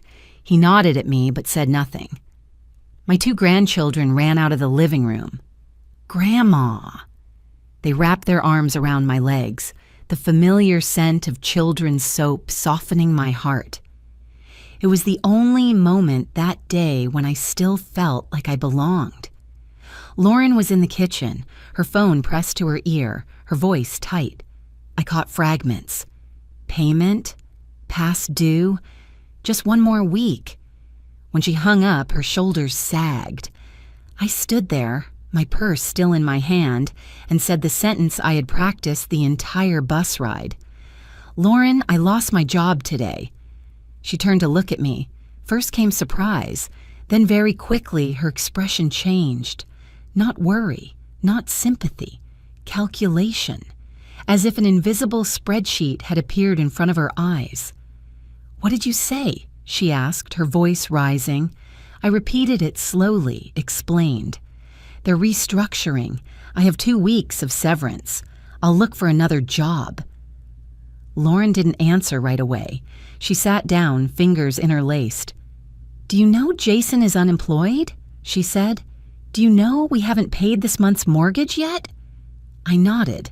I had helped them so many times before, small amounts that grew larger and larger. I never asked for anything back. I thought that was what a mother did. "Then you understand," Lauren continued, her voice turning cold. "I can't take on any more." I felt like all the air had been sucked out of the room. "Take on?" I repeated. "Mom," she sighed, "you don't have income. I can't support another adult who doesn't earn money." The words fell between us like a heavy object. Jason never looked up. The TV kept blaring the cheers of the crowd. I stood there, looking at my daughter, the child I once held through sleepless nights, and I didn't recognize her anymore. Lauren avoided my eyes. "You should find somewhere else to stay for now," she said, "just temporarily. Once you get back on your feet, then—" Outside the window, snow began to fall. Big, heavy flakes covered the walkway in front of the house. The morning forecast had warned of a storm. I looked outside, then back at my daughter. "Now?" I asked. Lauren was silent for 1 second too long. Then she nodded, very slightly. I went upstairs and packed a few necessities. I could hear the children laughing downstairs, unaware that their grandmother was being erased from their lives. When I pulled my suitcase to the door, Lauren was already standing there. She opened it. She didn't say goodbye. She didn't hug me. The door slammed shut, not because of the wind. I stood on the porch as snow began to settle on my shoulders. My breath turned to steam. And in that moment, I understood something painfully clear. I hadn't just lost my job. I had been pushed out of my own family. I didn't stand there long. The snow crept into my collar, the cold seeping through my old coat. I dragged my suitcase down the steps and walked slowly toward the curb, where yellow streetlights cast a glow over the white ground. Each step sounded soft, but inside my head, the noise was deafening. 30 years. The number kept repeating in my mind, steady as the ticking clock on the wall of my old office. 30 years, I was never late. 30 years, I never took a day off unless I was truly sick. 30 years, I believed that if I did things right, lived honestly, life wouldn't be too cruel. I remembered my first morning at that insurance company. I was in my early 30s. Lauren couldn't even read yet.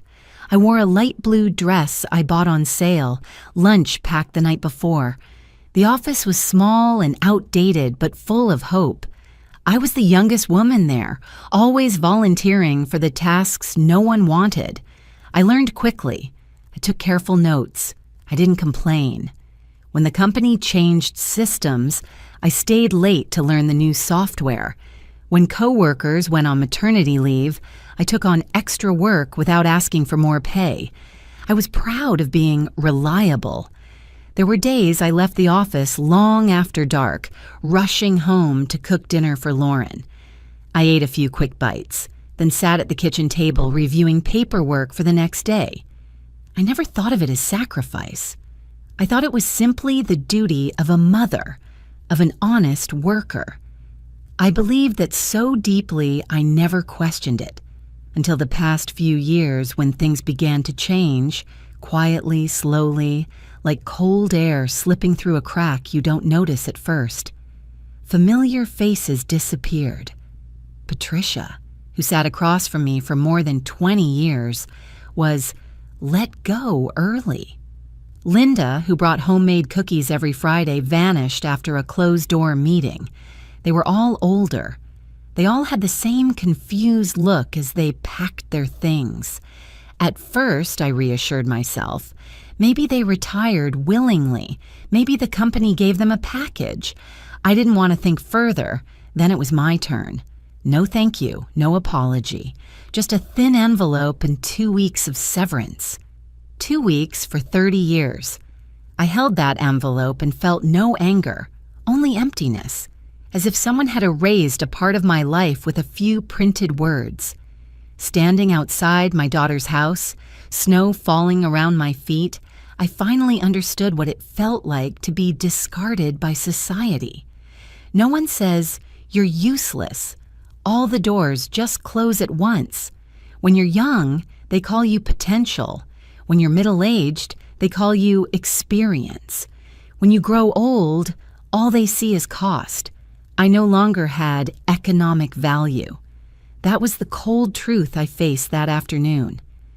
I sat down on the bus bench near Lauren's house. The stop was empty, snow piling up on the metal roof. I set my suitcase at my feet, hands resting on my knees, and for the first time in my life, I felt afraid. Not a passing fear, but a deep, slow fear that took root.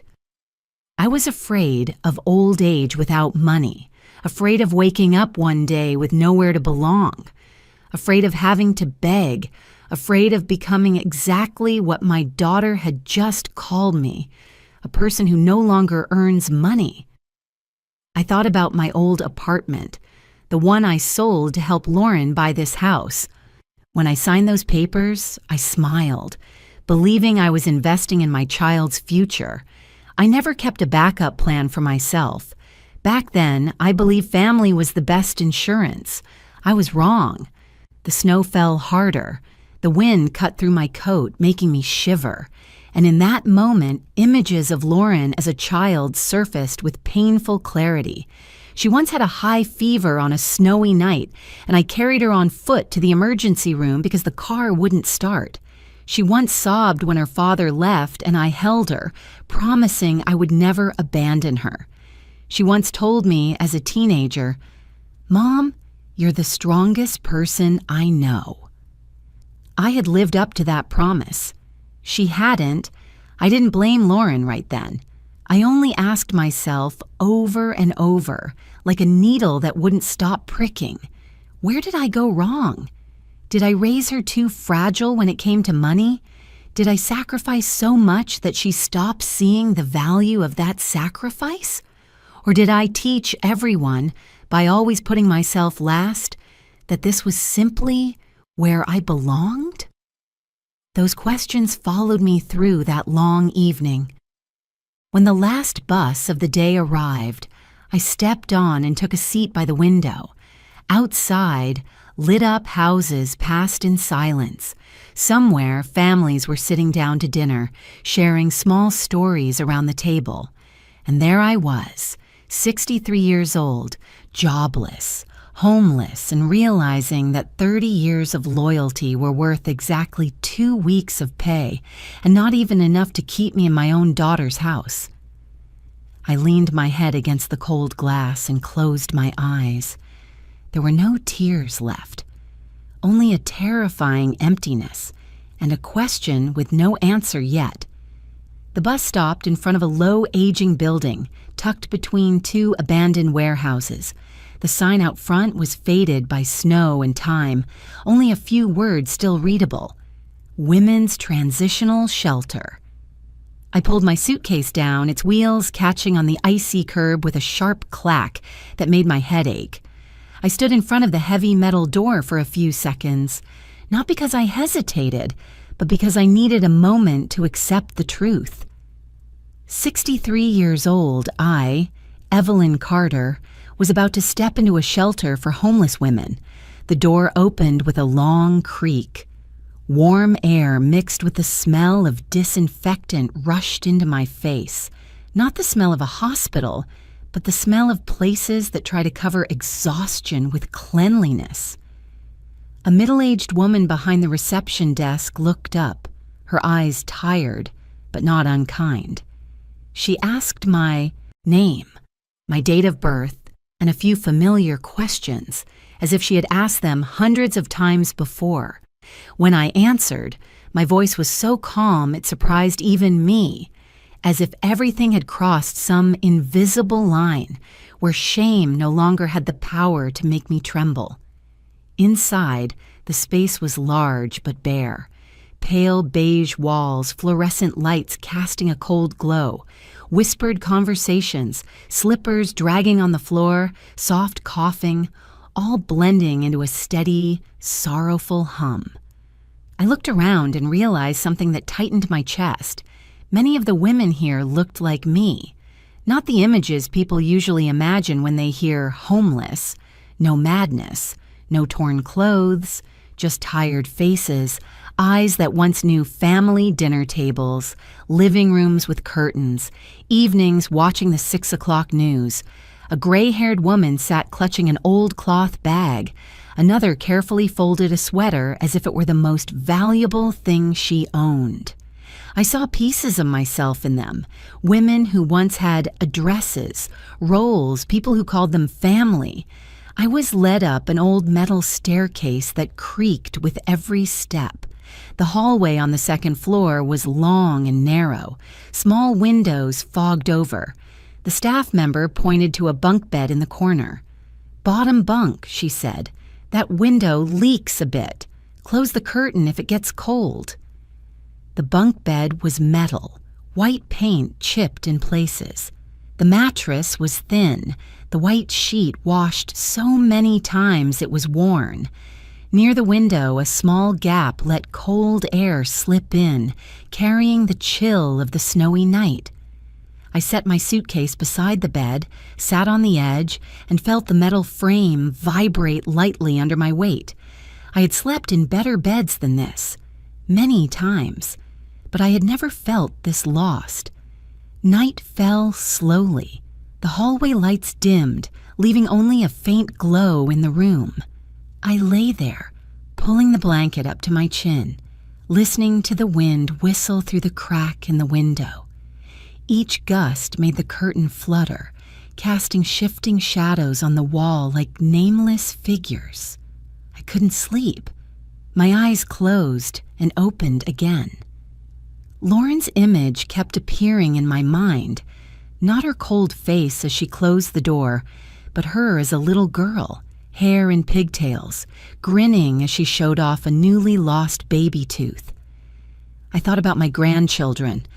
I wondered if they would wake up in the morning and ask where Grandma was, or if they would quickly get used to her absence.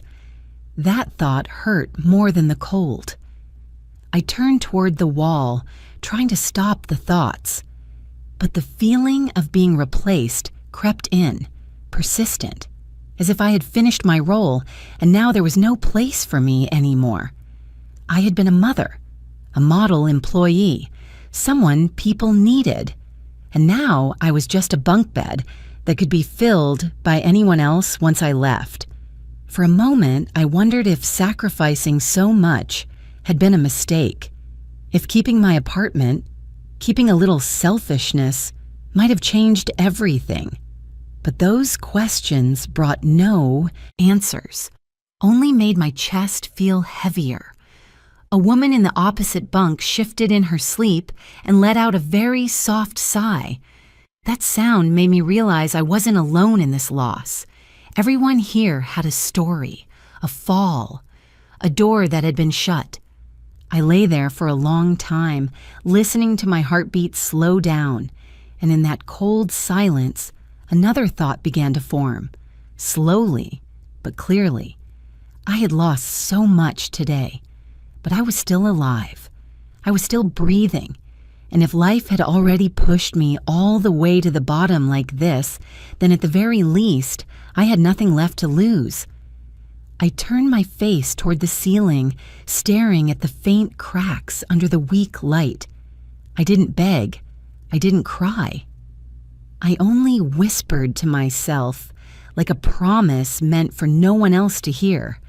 If I survive tonight, if I still have the strength to stand up tomorrow, I will never let anyone step on me again.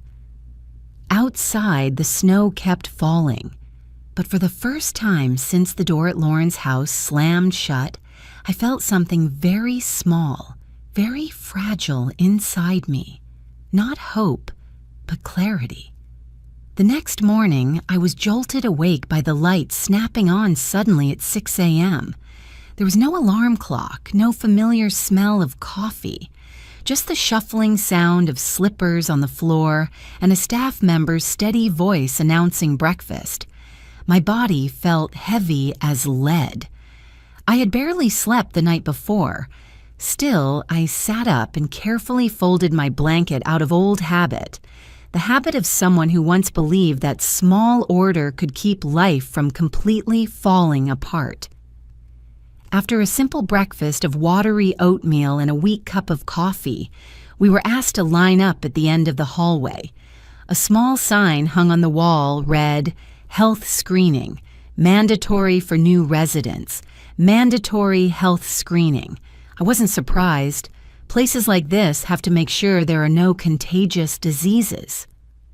I stood in line with the other women, all of us silent, eyes drifting without focus. Someone coughed dryly. Someone else clutched an old coat tightly, like a fragile layer of protection. The medical room was at the end of the first floor, small and so clean it felt out of place in the aging building. A few posters hung on the walls advising people to quit smoking, monitor blood pressure, eat healthy. Good advice, but it sounded like a luxury to people who didn't know where they'd sleep that night. When it was my turn, I walked in and sat on the plastic chair beside the exam table. The nurse looked up and smiled, not overly cheerful, but genuine. That alone eased my tension a little. She introduced herself as Hannah Lewis, early 40s, brown hair neatly tied back, thin-framed glasses. Her eyes were calm, used to broken stories, but still gentle enough that I didn't feel like just another file. "We'll check your blood pressure, heart rate, and take a little blood for basic tests," she said, her voice even and soft. "Just routine." I nodded. I had no expectations at all. At my age, every test comes with a quiet fear: diabetes, heart disease, cancer. I had prepared myself to hear another piece of bad news. I think I believed I no longer had the strength to be surprised again. Hannah wrapped the blood pressure cuff around my arm. The numbers made her frown slightly before she wrote something down. "A bit high," she said. "Stress lately?" I gave a faint smile. "You could say that." She didn't ask more. Some answers don't need digging into. Then she prepared the needle. I turned my head to the side and stared at the poster in front of me. A smiling family around a dinner table, an image so familiar it hurt. The needle pierced my skin. A small, familiar sting. A small vial slowly filled with my blood. The dark red liquid that had flowed through me for more than 60 years, raised a child, carried me through countless working days. I had never thought about my blood that way. To me, it had always just existed, quiet, anonymous, like me for so many years. Hannah labeled the vial and wrote my name, Evelyn Carter. Seeing my name printed on that white label gave me a strange feeling, as if, for the first time in a long while, my name was attached to something specific. "We'll have the results in 1 or 2 days," she said. "If there's anything we need to look at, I'll let you know."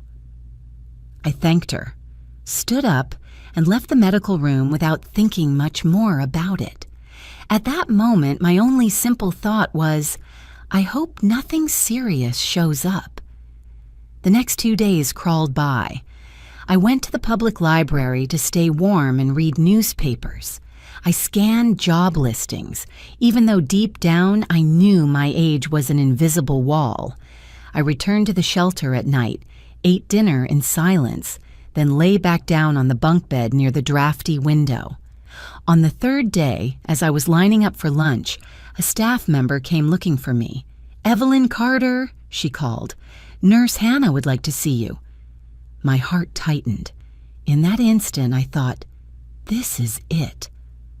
I followed her down to the medical room, each step heavier than the last. Hannah was standing by the desk, flipping through a folder.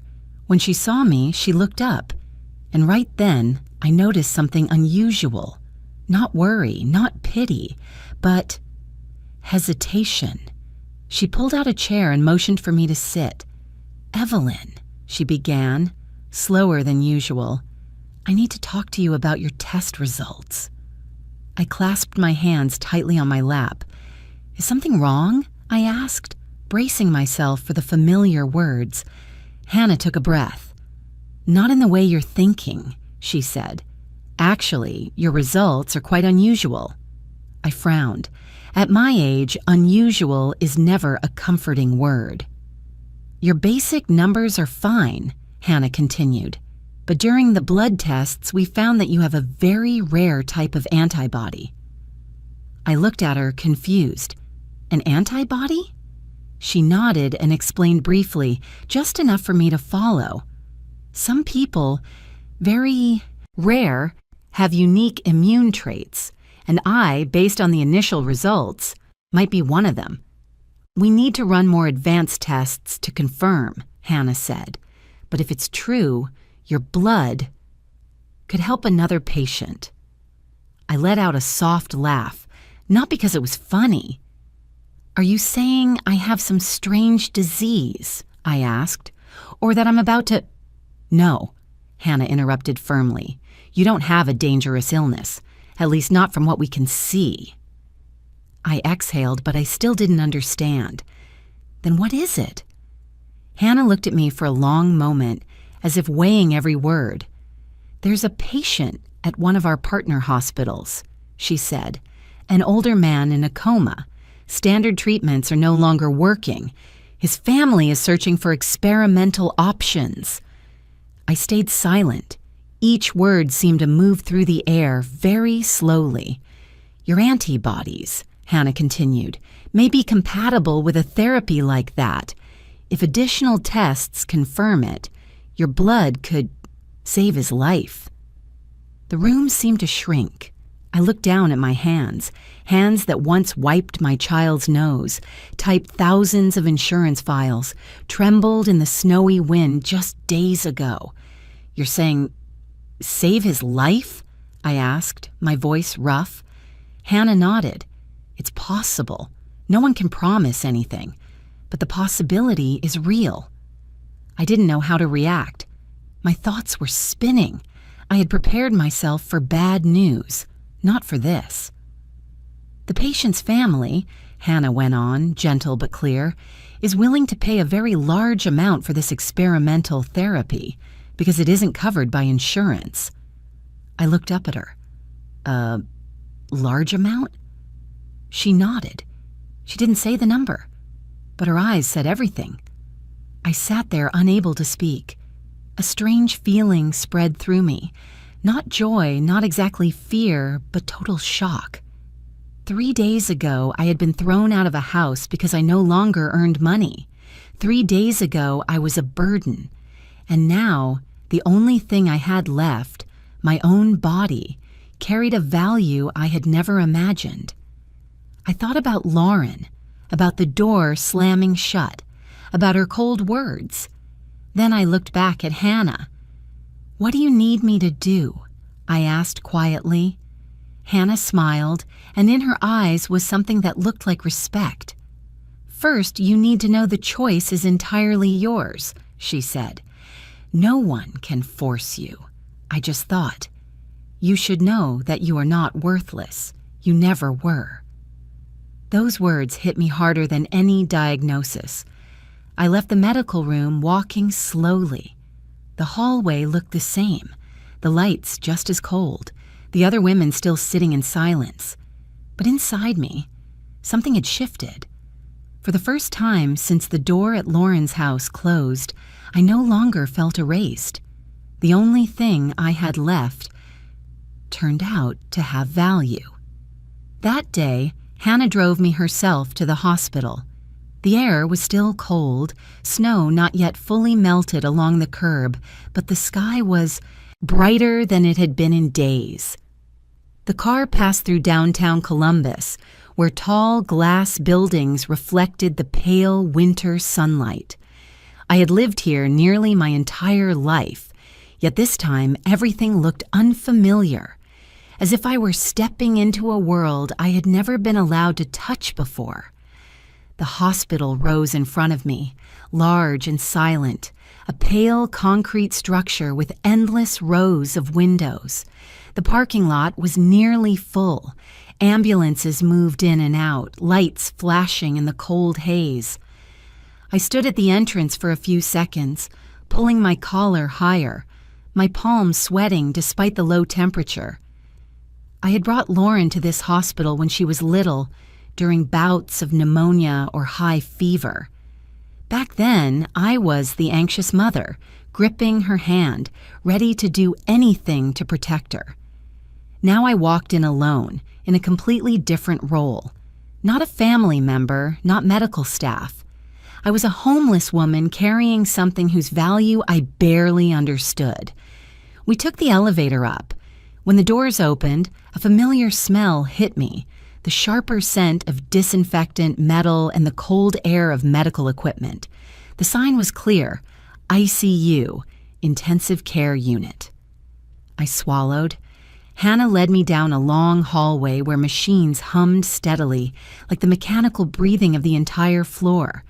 Through glass windows, I saw brightly lit rooms, bodies lying motionless, tubes and wires everywhere. Each room held a story suspended between life and death. We stopped in front of a room at the end of the hall. Hannah knocked softly, then opened the door. A woman stood up when we entered. She looked to be in her early 70s, slender silver hair neatly combed. She wore a light gray sweater and dark slacks, simple, understated. But what caught my attention most were her eyes, red from lack of sleep, yet holding an unusual calm. "Are you Evelyn?" she asked, her voice soft but clear. I nodded. "Yes." She stepped forward and took my hands in both of hers. Her hands were warm, slightly trembling. "I'm Margaret Bennett," she said, "Richard's wife." I didn't know what to say. I only felt the way she held my hands, not like grasping a lifeline, but like holding another human being. No pleading, no pressure, just quiet gratitude, without any promises demanded. Through the glass behind her, I saw the man lying in the hospital bed. He was thinner than I expected, silver-haired, his face so still it almost didn't seem real. The machines around him beeped steadily, reminding us that his life was being held in place by technology. "Richard Bennett," Hannah said quietly beside me, 74 years old. I had heard that name somewhere before, on the news, in evening business reports when I still lived with Lauren, a successful businessman who built a large logistics company from nothing. But seeing him there, I didn't see wealth or power. I saw a man sleeping very deeply and a wife waiting for him to wake up. We stepped into the waiting area, where the lights were softer. A doctor approached, introduced himself and his title, then invited us to sit. He spoke slowly and carefully, choosing each word as if afraid of breaking something fragile hanging between us. He explained that Richard had a rare immune disorder that led to severe neurological complications. Standard treatments were no longer effective.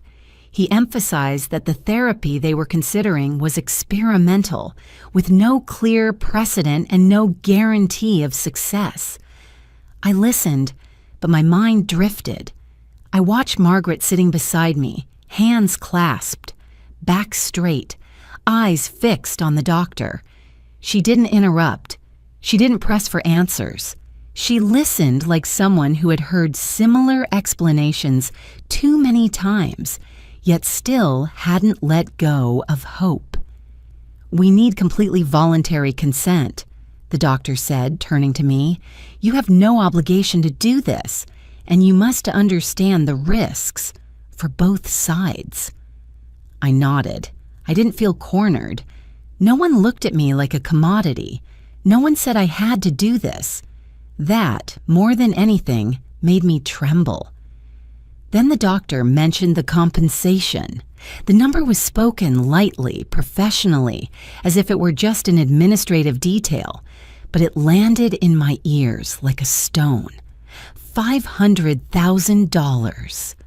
I heard every syllable clearly. I didn't ask him to repeat it.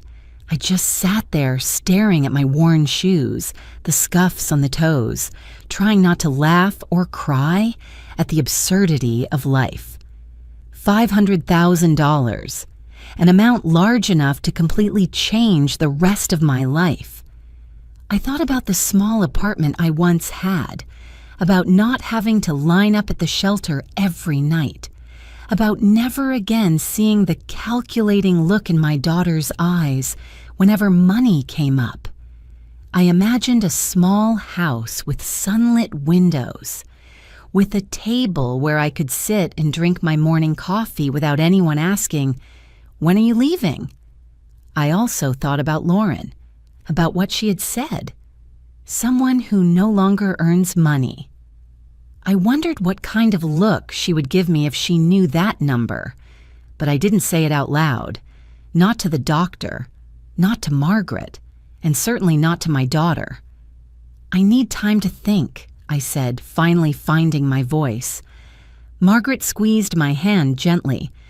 "Whatever you decide," she said, "I'm still grateful that you came here." That sentence, no demands, no strings attached, made my chest ache. I realized how accustomed I had become to being asked, to being used, to the point where this simple, genuine respect left me unsettled. On the way back to the shelter, I sat quietly in the car. Hannah didn't ask whether I had decided yet. She just drove, giving me the space I needed. That night, I lay on the familiar bunk bed, staring at the ceiling. The wind whistled through the crack in the window. Everything was the same, but I wasn't. I knew I would agree, not just because of the money, but because for the first time in a long while I had the right to choose, and that choice could give me a life that no longer depended on anyone's unpredictable goodwill. I closed my eyes, the decision already clear in my heart, and I knew one thing for sure. Lauren would not know about this. At least, not yet. 3 days after the hospital meeting, just as I returned to the shelter after a long, dragging afternoon at the public library, the staff on duty called my name from the end of the hallway. "Evelyn Carter, you have a phone call." I froze. Not many people knew I was here. In fact, almost no one did. I hadn't called Lauren. I hadn't called any relatives either. That silence was intentional. A fragile buffer so I could breathe, think, and not be pulled back into the familiar spiral. I picked up the receiver, my heart beating slowly but heavily. "Hello?" There was a very brief pause on the other end of the line. Then I heard my daughter's voice, Lauren's voice, but not the voice I had heard the last time outside the house in the snowstorm. "Mom, it's me." Her voice was softer, more careful, as if every word had been weighed before being spoken. I didn't respond right away. I didn't want to react on instinct. I just held the receiver tightly and listened to my own breathing. "I've been looking for you these past few days," Lauren continued. I was worried about you. Worried about me. The words sounded strange. 3 days ago, I was a burden to be removed. 3 days later, I had become someone to worry about. The change came too fast for me to believe it was natural. "I asked around everywhere," she went on, her voice trembling slightly. "I finally found out you're staying at a shelter. Oh my God, Mom, why didn't you call me?" I closed my eyes. I could picture her face clearly as she said that. The face of someone playing concern very well, but I had lived with her long enough to know the difference between genuine worry and purposeful worry. "I'm sorry," Lauren said quickly, as if afraid I would interrupt. "I've been thinking a lot. About that day, about what I said. I was under too much pressure. Everything hit at once." I stayed silent. "The kids miss you so much."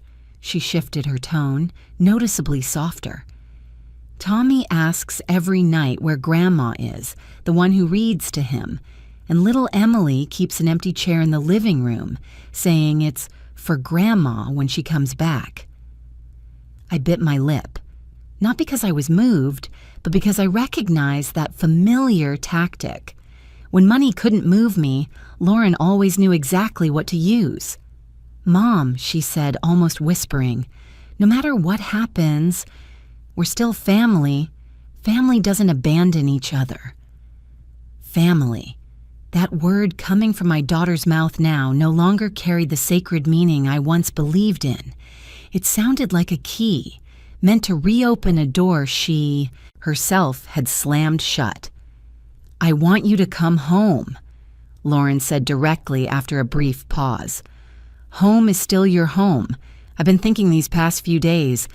I can't let you live in a place like that."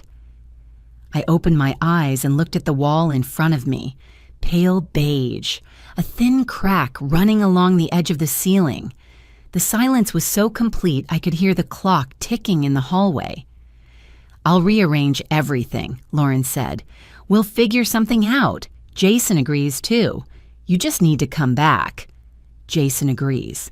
I remembered my son-in-law sitting on the couch, beer can in hand, eyes glued to the screen, when I dragged my suitcase out of the house. I couldn't recall him looking at me even once that day. "I'll come pick you up," Lauren continued, as if afraid I might refuse. "Even tonight if you want." I took a deep breath. Something in her voice didn't sit right.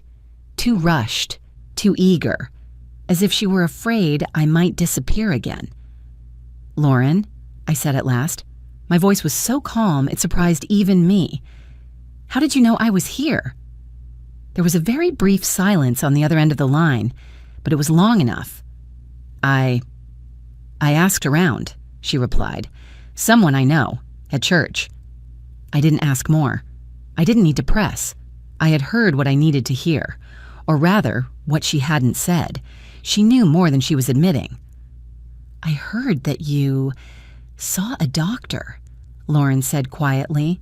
"Had some tests done?" My heart tightened slightly, but my face didn't change. "At a shelter, everyone has to get a health check," I replied. "That's nothing unusual." "Yeah, I was just asking," she said quickly. Then she rushed back into her familiar tone. "I'm just worried about you. Really." I didn't argue. I didn't expose anything either. I let the silence stretch between us. In that silence, I observed, not my daughter, but my own reaction. I no longer felt the urge to explain, no longer felt the need to be understood. There was only a cold clarity, like a lake frozen over after many days of deep frost. "Can I come pick you up?" Lauren asked again for the third time. "Not for now," I said. "I need more time." "Time?" Her voice wavered. "Time for what? You're staying in a place—" "I'm safe," I cut in, keeping my voice steady. "I have a place to sleep. There are people helping." I heard a sharp breath on the other end. I imagined Lauren pressing her lips together, trying to stay composed. "You're angry with me," she said. It wasn't a question. I thought for a few seconds. "I'm not angry," I replied. "I'm just observing." "Observing what?" Lauren asked, her voice rising. "Observing who truly misses me," I said. "And for what reason?" I heard Lauren swallow. "You're overthinking things again," she said, irritation creeping in. "You always do that. You imagine things." I gave a faint smile. That was the line she always used whenever I got too close to the truth.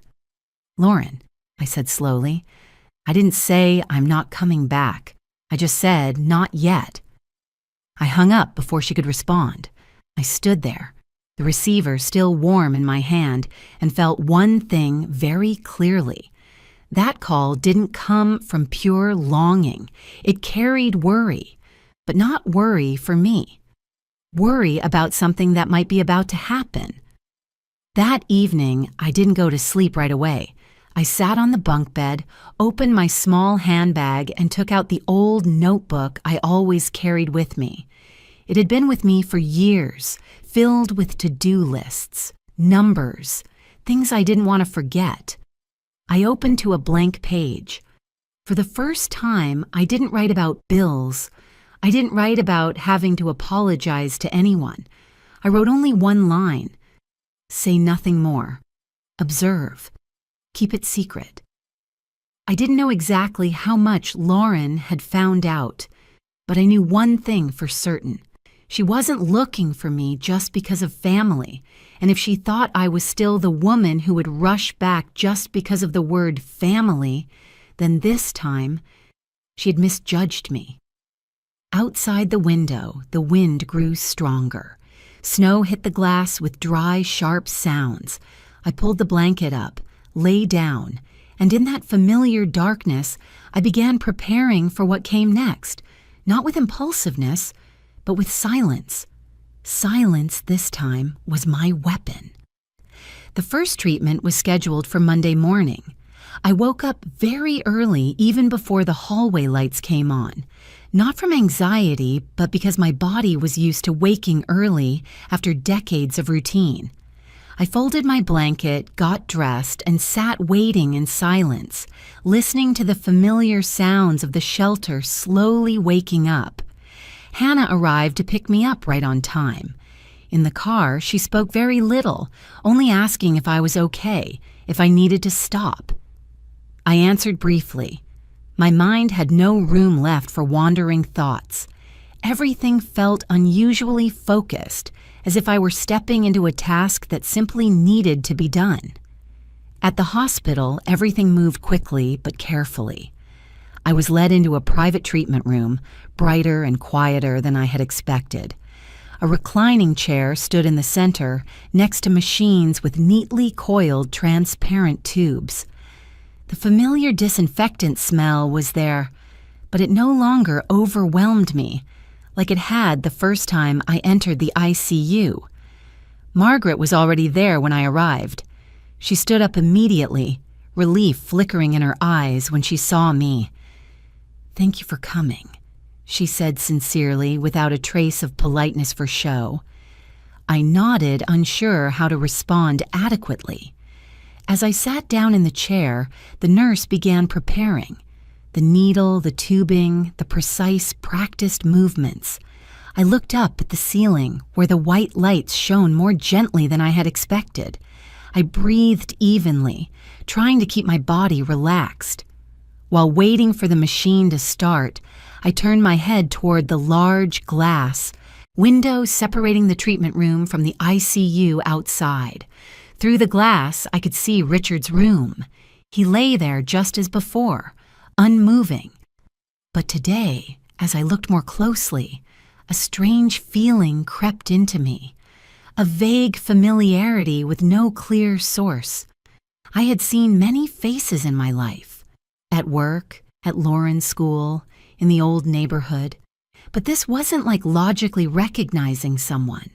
It was like hearing a melody you haven't heard in years, and before you can remember its name, your heart sinks over something very old. I studied his face through the glass. The silver hair, the features thinned by illness, but still familiar. Especially the eyebrows and the straight bridge of his nose. I didn't say anything, telling myself I was imagining things. My mind had been overloaded these past few days. The treatment began. I felt my blood being drawn out, passing through the machine, then returning to my body. It didn't hurt, just a slight fatigue, like after a long workday. Margaret sat nearby, hands resting on her handbag, back straight, eyes never leaving me. She didn't speak, only offering the faintest smiles now and then, as if to reassure me. "Are you feeling uncomfortable?" a nurse asked. "No," I replied. "I'm fine." In that slow, quiet time, thoughts I hadn't named began to surface. Old images, very old, ones I believed had been buried under layers of responsibility and years, suddenly came into focus. A summer afternoon, blazing sunlight, a tall, thin young man with a bright smile leaning against a wooden fence, the sound of cicadas, the smell of dry grass. My heart skipped a beat. Impossible, I told myself. That couldn't be it. But when I looked again at Richard, not the present face on the hospital bed, but the features hidden beneath age, the memory took on clearer shape. I remembered a name I hadn't thought of in a very long time, a name I once promised myself I would forget so I could keep living. Richard. Not Bennett, just Richard. I remembered being 19. I remembered afternoons after school, conversations that stretched on until we lost track of time. I remembered being looked at with eyes full of trust and promise. I remembered a young man telling me, "Someday we'll have the whole world." But the world didn't wait for us. My family went through a crisis back then. My mother became seriously ill. I had to leave school and start working early, stay in our small town while Richard received a scholarship and left. We wrote letters to each other for a while. Then the letters grew fewer. Not because the love faded, but because life pulled each of us in different directions, relentlessly. I never knew what happened to Richard after that. I got married. I had Lauren.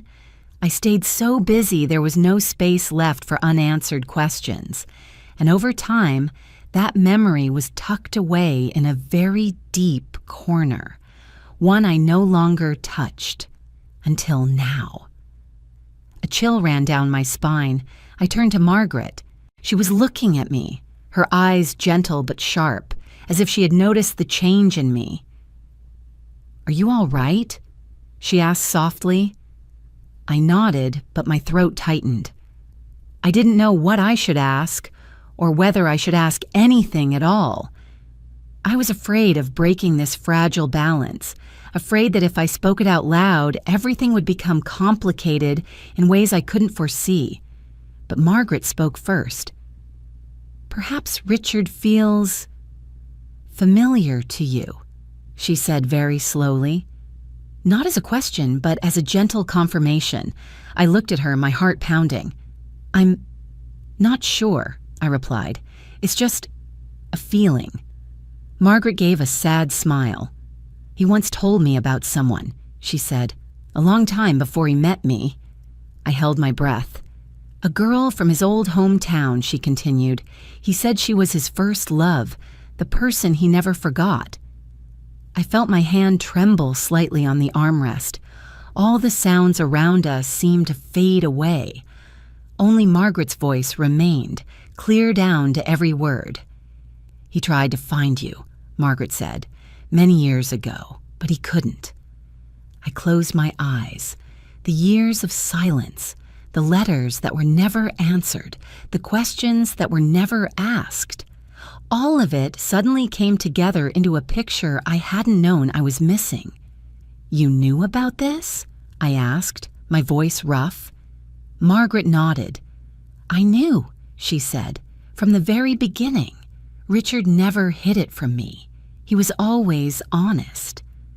There was no jealousy in her voice, no resentment, only the quiet acceptance of someone who had lived long enough to understand that love isn't always about possession.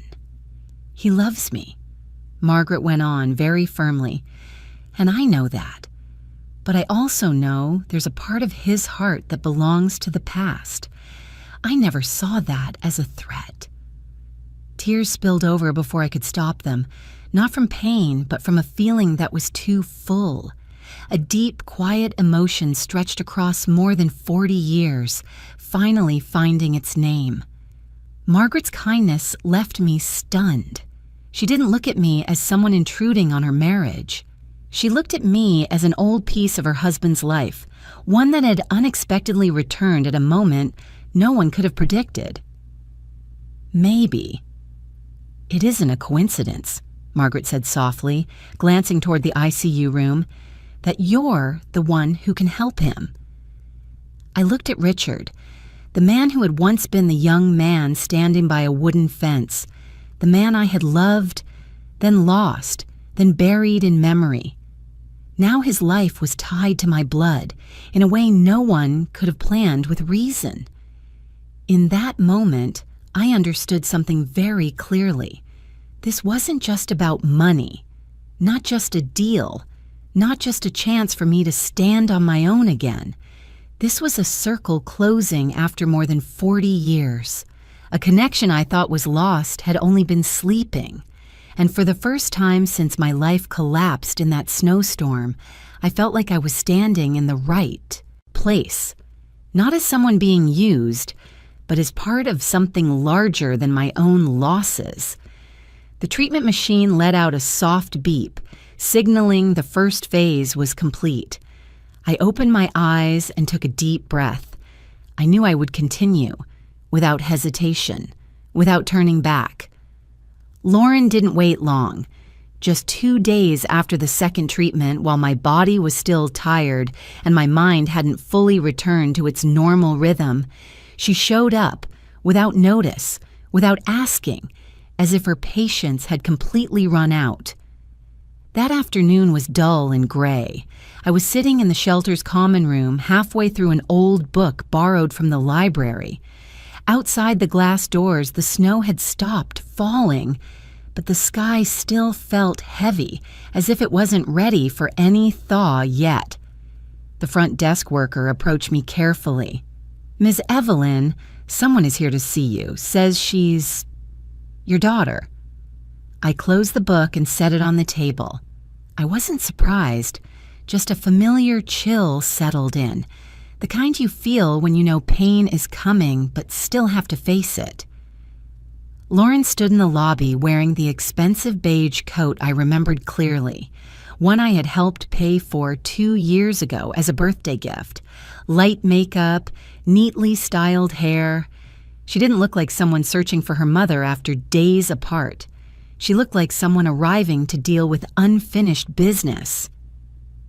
"Mom," Lauren said when she saw me. Her voice was no longer soft like it had been on the phone, polite but cold. "Lauren," I replied, nodding. There was no hug, no, "Are you okay?" She glanced around, her eyes sweeping quickly over the worn chairs and peeling paint, as if the very presence of this place made her uncomfortable. "We need to talk," Lauren said flatly, "in private." I followed her outside. It was cold, but not as biting as the day I was thrown out of the house. We stood near the parking lot where the wind rushed through open spaces. Lauren opened her handbag and pulled out a neatly clipped stack of papers. "I don't want to go in circles," she said. "I spoke to a friend who works in the legal field." I looked at the papers in her hand. I didn't ask anything. I waited. "What you're doing," Lauren continued, her voice growing firmer, "is legally complicated. You're involved in an experimental treatment. There's money involved, a lot of money." I looked straight into her eyes. And you need protection," Lauren said quickly. "You're in a vulnerable state. You just lost your job. You've been emotionally traumatized. It's very easy for someone to take advantage of you." I let out a quiet laugh, not because it was funny, but because I recognized that tone. It was the voice of someone speaking for me, but not for my benefit. "What are you trying to say?" I asked. Lauren held the papers out toward me. "I think it's best if you sign these." I didn't take them. "What are they?"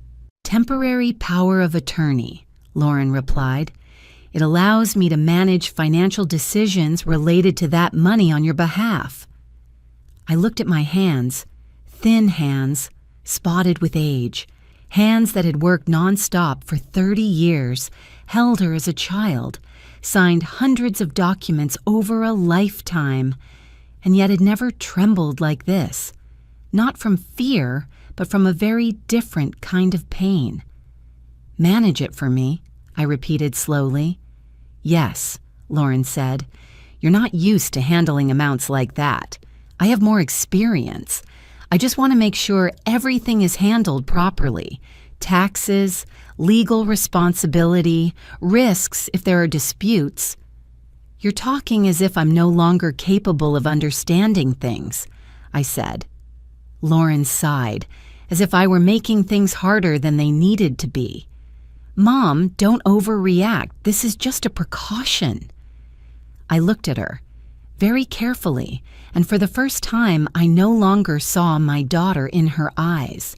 I saw a stranger, someone weighing benefits, calculating moves, trying to control something she believed was slipping away. "Who did you talk to?" I asked. Lauren hesitated for a second. "A lawyer. I don't want you getting into trouble." "Your lawyer," I corrected. She didn't deny it. "Lauren," I said, word by word, "do you remember the last time you asked me what I wanted?" She frowned. "This isn't the time to bring up the past." "For you, maybe not," I replied. "But for me, it is." Lauren grew impatient. "Mom, I'm trying to help you, but if you don't cooperate, things could get complicated." "How complicated?" I asked. She looked at me, her eyes noticeably colder. "If necessary, I could request an evaluation of your capacity. You're being influenced by outsiders. People might think you were manipulated." The word landed between us like a blade. Manipulated. I felt something inside me finally snap. Not just now, but the delayed breaking of a relationship that had been cracked for a long time. "What did you just say?" I asked quietly. "You know what I mean," Lauren replied without backing down. "I just want everything clear before it's too late." I nodded, slowly, calmly. So calmly it surprised even me. "So you didn't come here because you miss me," I said. "You came because you're afraid of losing control." "That's not true," Lauren protested immediately, but her voice lacked conviction. "Would you be looking for me," I continued, "if there wasn't that money?" Her silence answered for her. In that moment, I understood very clearly. Lauren no longer saw me as her mother. She saw me as a variable, a risk, an asset that needed to be controlled. I didn't take the papers.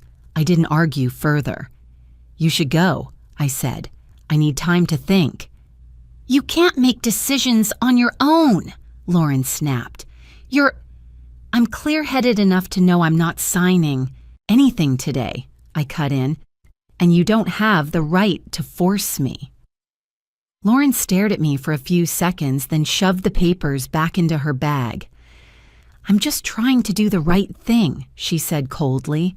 "Don't regret this later." She turned and walked quickly toward her car. I stood there, the wind cutting against my face, realizing that the greatest pain wasn't being thrown out of the house. It was being treated as someone no longer fit to own her own life. That night, I didn't sleep. I sat on the bunk bed, opened my old notebook, and turned to a fresh page. This time, I wrote more than one line. I wrote, "Find a lawyer, independently, not connected to Lauren." The next morning, I asked Hannah to recommend an independent law office. She didn't ask many questions, just looked at me with understanding. Perhaps she'd seen this scenario too many times before. The lawyer's name was Daniel Brooks, around 50 years old.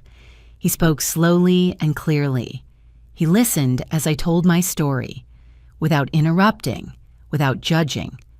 When I finished, he nodded.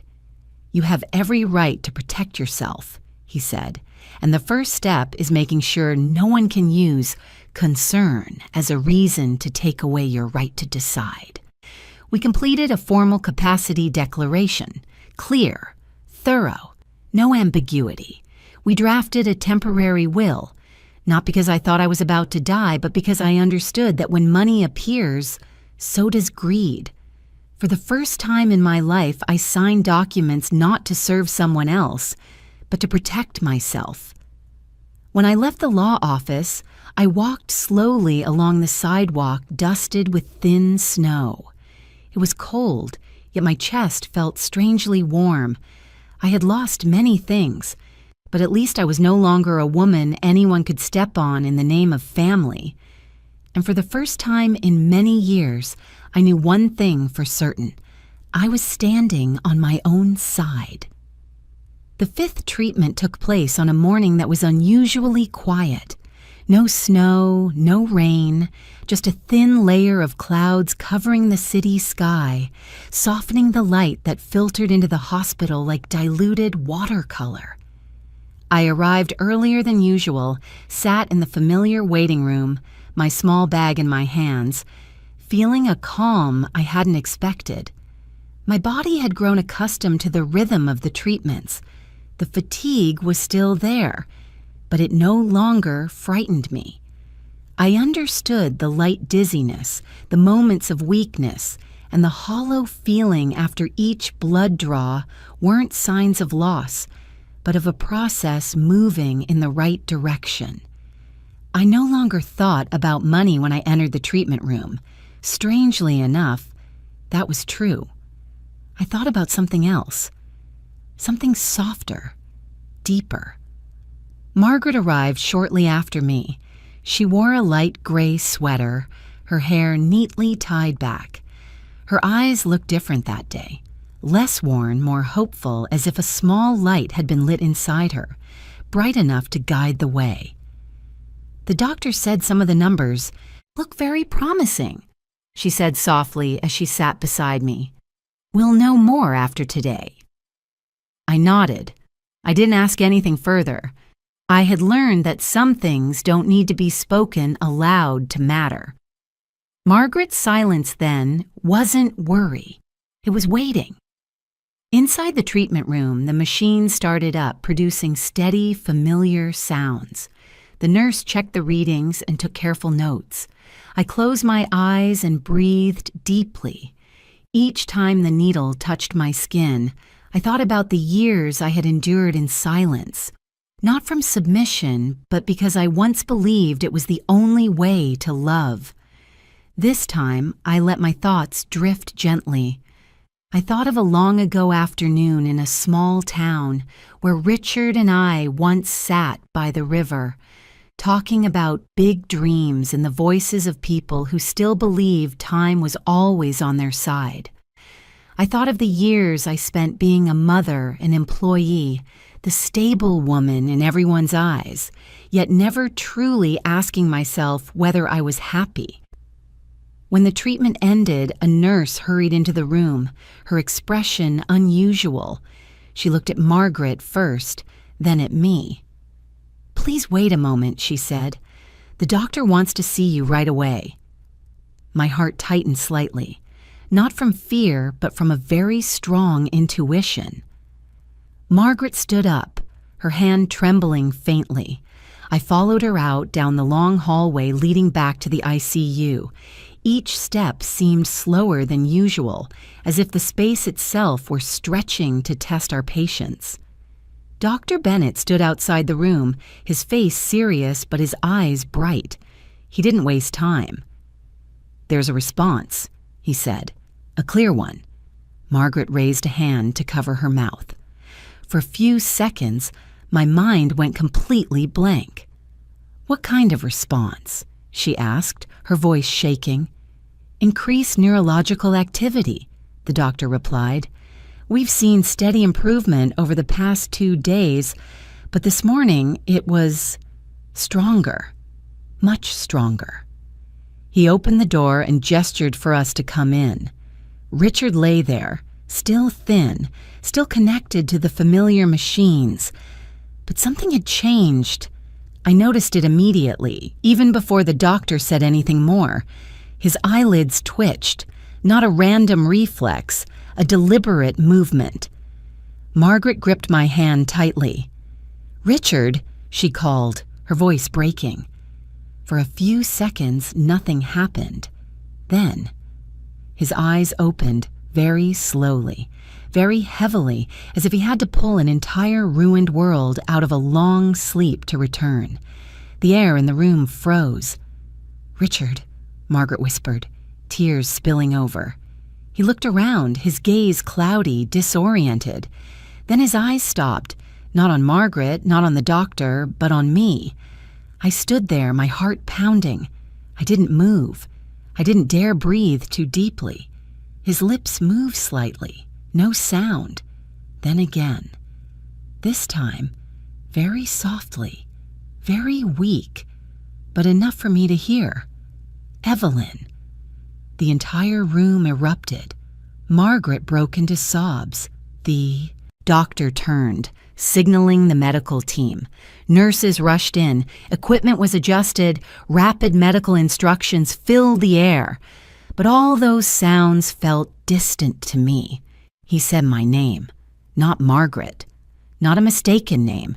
It was me. The name no one had spoken in that voice for more than 40 years. I stepped closer, my hands trembling so badly I had to grip the edge of the bed. "I'm here," I said softly. "I'm here." His eyes focused more clearly, sharper. A very faint, very weak smile appeared, but it was the smile I remembered. The smile of the young man who once said we would have the whole world. "I knew," he whispered, his voice hoarse and broken. "I knew you'd be here." I couldn't hold back my tears, not from pain, not from regret, but from something pure, being seen, being remembered, being called by name not out of obligation but out of feeling. The Bennett family stood around the bed. I saw emotional faces, reddened eyes.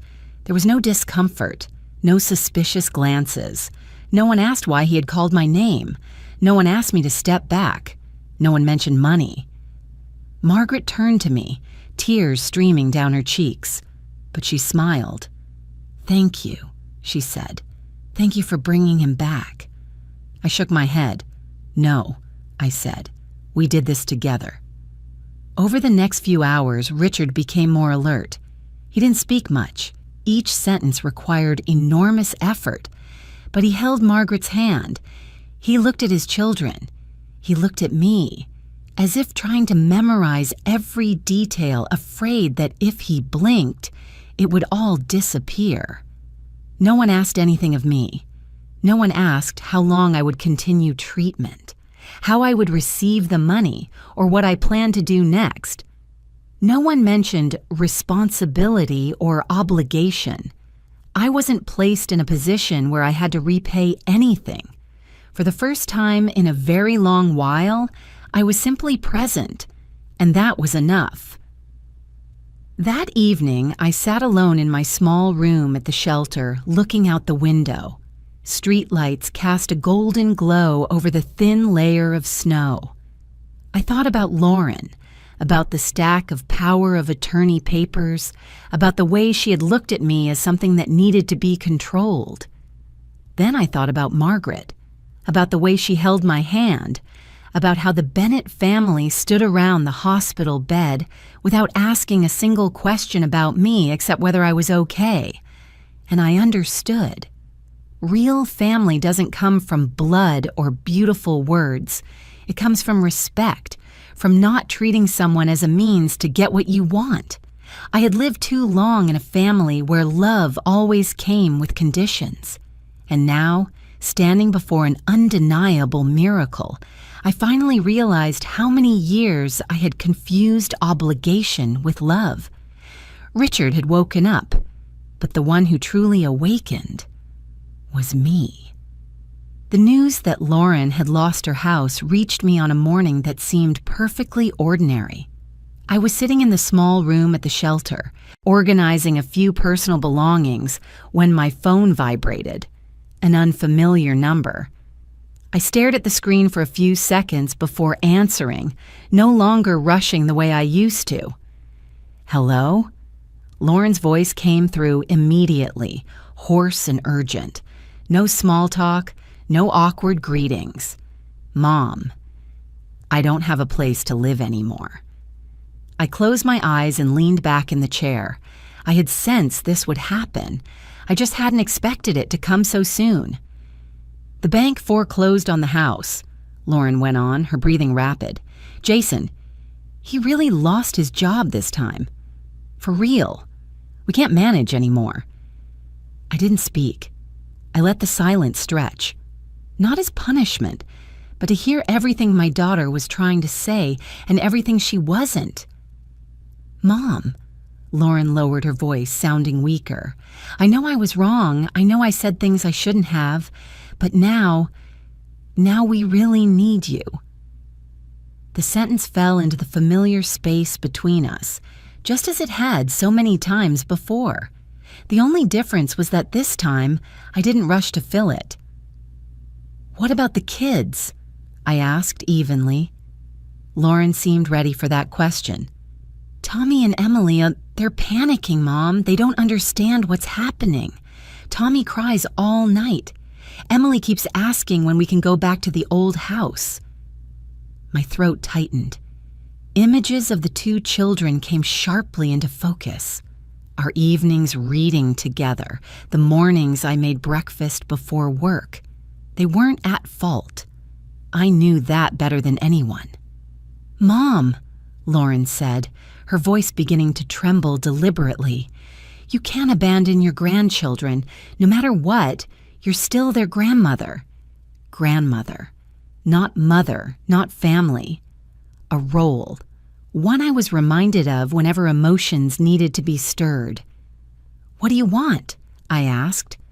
Lauren was silent for a few seconds, then spoke quickly, as if afraid I might change my mind. Just help us temporarily. You're in a better position now. Just for a while. Until we get back on our feet. I opened my eyes and looked out the window. Pale sunlight. Most of the snow on the sidewalk had melted, leaving gray streaks of water. Winter was retreating, but melting doesn't always bring relief. "Lauren," I said slowly, "do you remember the last time you told me you couldn't support another person who doesn't earn money?" Her voice stalled. "Mom." I already apologized. "Did you apologize because you were afraid of losing money," I continued, "or because you truly understood what you did?" Lauren hesitated. "I don't know how to say it so you'll believe me." I nodded, even though she couldn't see me. "I believe you're scared," I said. "I believe you're desperate, but I don't believe you've changed." "I have changed," Lauren said loudly, almost pleading. "Can't you see? I'm calling you. I'm begging." "Begging," I repeated. "Or bargaining." There was no immediate answer. I heard Lauren breathe heavily, then her voice shifted to a different tone, softer, lower.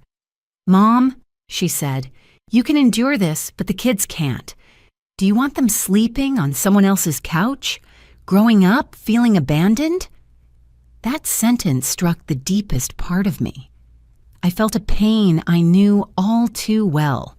The pain of a woman who once sacrificed everything so her child wouldn't lack anything. It pulled me back years, to the days I worked 2 jobs, to the times I skipped meals so Lauren could pay tuition. I stayed silent for a long time, not because I was wavering, but because I needed to be sure where I stood. "Lauren," I said finally, "do you know why I didn't come back home that day?"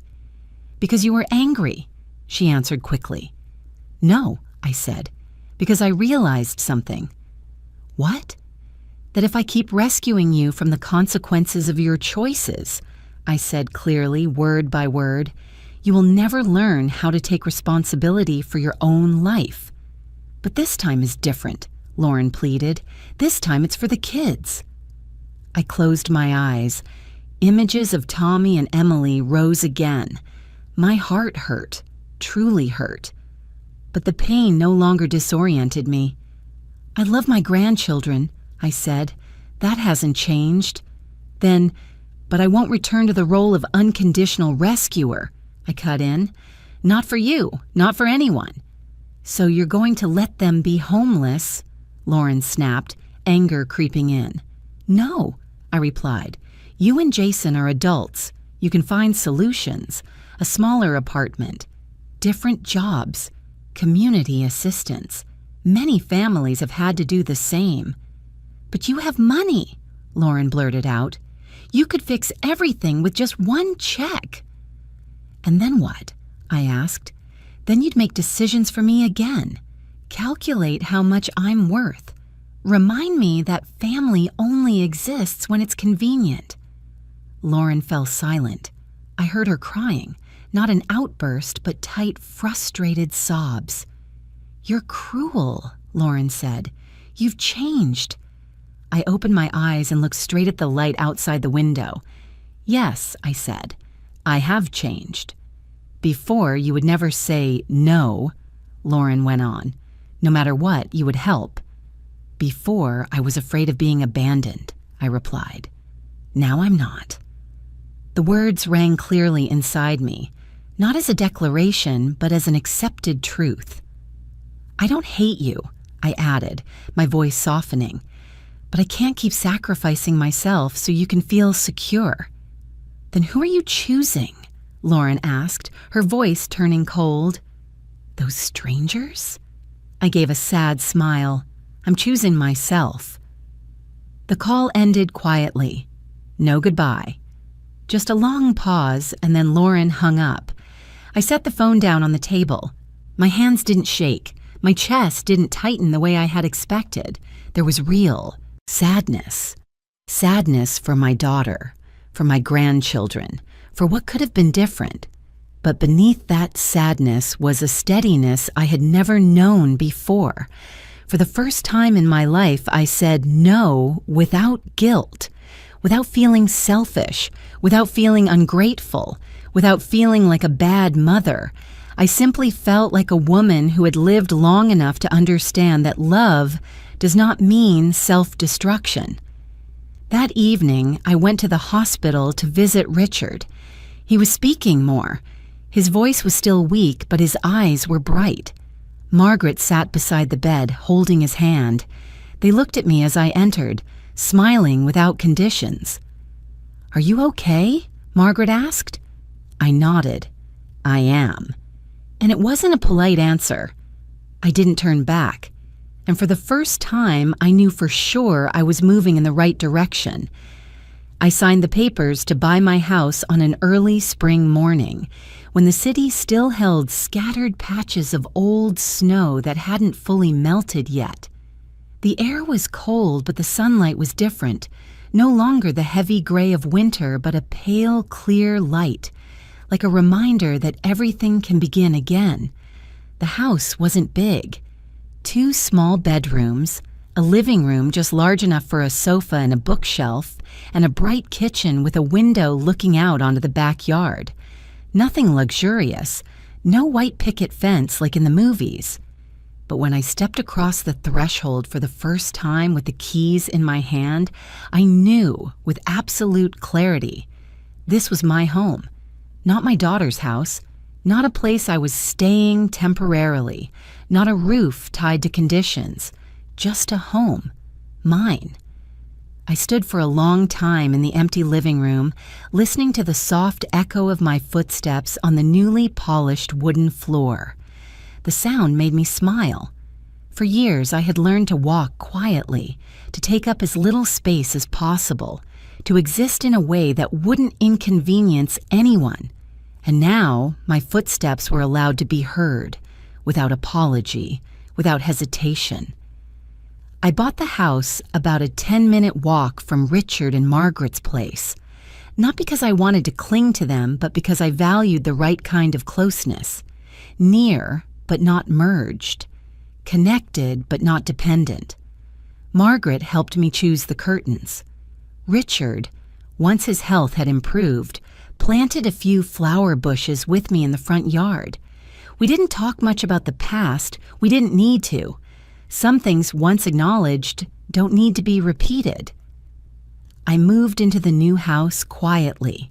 No housewarming party, no announcements. Just Hannah helping me carry a few boxes and Margaret bringing over a tray of still warm pastries. "Welcome home," she said, setting the tray on the kitchen counter. I stood there, looking at the kitchen glowing in the afternoon light, and for the first time in my life, I truly felt the meaning of those words. In the days that followed, I began arranging my life according to my own rhythm. I woke up when I wanted. I made coffee the way I liked it, unhurried, without preparing it for anyone else. I read in the mornings, took walks in the afternoons, and cooked simple meals just to nourish myself, not to prove anything. Money, the thing that had once been the greatest anxiety of my life, was no longer the center of every thought. I used it carefully with planning, but I didn't let it control me. I paid off the small remaining debts from before. I bought better health insurance. I set aside some for short trips I had always told myself were unnecessary. But the most important thing wasn't the house or financial stability. It was a decision I made one quiet afternoon while sitting alone in my new living room. I opened my old notebook, the one that had followed me through my worst days, and wrote a new heading, "A Fund for Older Women." The idea didn't come from ambition or a desire for praise. It came from the image of Rosa, the woman I had met at the shelter, from the faces I had seen on cold nights, women who had once had families, once worked their whole lives, and then one day were treated as expendable. I knew that feeling. I had lived it. My fund wasn't large. I didn't build a grand organization. I simply created a small fund, enough to help a few women with rental deposits, enough to cover a few legal consultations, enough to give them time to stand on their feet before being swept away. I named it Second Dawn. Not because I thought I was saving anyone, but because I believed no one should be denied the chance to begin again just because they had already lived too many years. I met those women in my kitchen. We drank tea. We talked. Not as victims, but as people who had lived long enough to understand that life can be cruel. But it doesn't always have to end in the worst way. Some cried. Some were angry. Some stayed silent for a long time before daring to tell their stories. I didn't fix them. I just listened. And sometimes that was enough. Lauren didn't call me anymore. News about her reached me through others, through a distant relative, through bits of overheard conversation. She and Jason moved into a smaller apartment. The kids changed schools. Their life was difficult, but it went on. I thought about my grandchildren often. I wrote them short letters. No blame, no explanations, just telling them about Grandma's little front garden, about the stray cat I fed every morning, about afternoons spent reading on the porch. I didn't know whether Lauren gave them the letters or not, but I kept writing. Not to pull them back, but to keep my love from turning into resentment. One afternoon, while I was watering the plants in the yard, Richard stopped by. He walked slowly, but his posture was steadier. We sat on the front steps, watching the sun sink behind the roof across the street. "Do you regret anything?" he asked softly. I thought for a moment. "Yes," I said. "I regret living too long out of obligation." Richard nodded as if he had already understood. "But you don't do that anymore." "No," I said. "I don't. I don't live to play the role of the perfect mother. I don't live to be recognized as a self-sacrificing woman. I don't live to keep the peace by staying silent. I live for myself. I choose the meals I like. I choose the house I live in. I choose to help when I want to, not when I'm pressured. I choose to say yes and no based on clarity, not on the fear of being abandoned. My new life isn't loud, it isn't dramatic, but it's steady, like a tree that has taken deep root after a storm. And for the first time, I don't feel the need to apologize for that. I don't run from the past. I don't deny the years I sacrificed. I simply put them where they belong, behind me. Ahead of me is a life I chose for myself. Many years have passed since the winter day I stood on my daughter's porch, snow covering my shoulders, the door slamming shut behind me like a cold verdict. Time didn't erase that memory, but it changed its shape. No longer sharp like broken glass, it became a faded scar, a reminder that I was once hurt and that I survived. My life now is peaceful in a very ordinary way. Every morning, I wake up in my small house and open the window to let sunlight into the kitchen. I make coffee, water the plants on the porch, listen to birds perched on the wooden fence. There's no packed schedule, no one I need to prove anything to. I read, walk, cook, and occasionally drive to visit Margaret and Richard. Visits without obligation, only voluntary presence. Richard has nearly fully recovered. We sit on their porch on long afternoons, talking about small things, the weather, a good book, the morning news. Sometimes we sit in silence for a long time, and that silence no longer makes me feel lacking. It's full in its own way. We don't try to make up for the past. We let it rest, like an old photograph kept in a drawer, still there, but not something we need to take out every day. I still think about Lauren, not with anger, but with a mature sadness. I understand that she carries her own fears, fear of scarcity, fear of failure, fear of losing control. but I no longer allow those fears to decide my life. I love her the way a mother learns to love after many losses, with love, but with boundaries. I still love my grandchildren. That has never changed. I keep photos of Tommy and Emily on my bookshelf, 2 gap-toothed smiles, 2 little faces that used to press against my shoulder every night. I send birthday gifts regularly. I write letters, not long, not heavy, just lines about the garden, about the cat I named Hope, about simple things I want them to know. Grandma is still here, still loving, but no longer hurting herself to be loved in return. Those boundaries aren't easy to keep. Some nights I lie awake staring at the ceiling, wondering if I'm selfish. But every time that question surfaces, I remember the woman I once was, the one who did everything for her child and was then erased from her child's life like an unnecessary expense. On my first night at the shelter, I promised myself I would never let anyone step on me again. And I've kept that promise, not with bitterness, but with clarity. One autumn afternoon, as the leaves began to turn yellow and a cool breeze passed over the porch, my phone rang, an unfamiliar number. I answered with the calm habit formed over the years. "Grandma?" A small, hesitant voice said. My heart stuttered. I knew that voice even before my mind could catch up.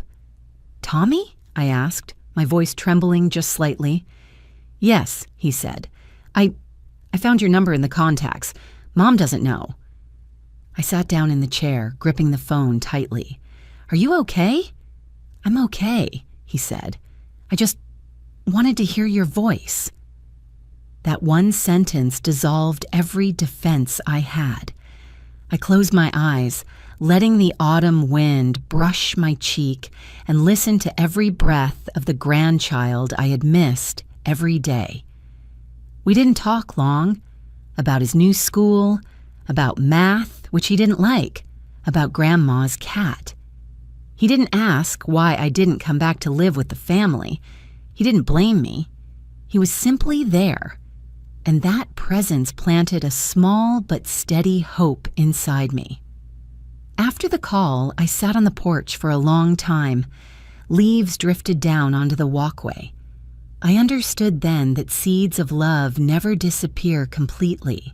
They just need time and soil that isn't trampled by obligation or guilt to grow again. I don't regret it. I don't regret saying no. I don't regret choosing myself. If there's anything I regret, it's only that I didn't do it sooner. But life doesn't give us a rewind button. It only gives us choices from this moment forward. I didn't seek revenge. I didn't hurt anyone to prove I was right. I lived better, and that was my choice and the only answer I needed.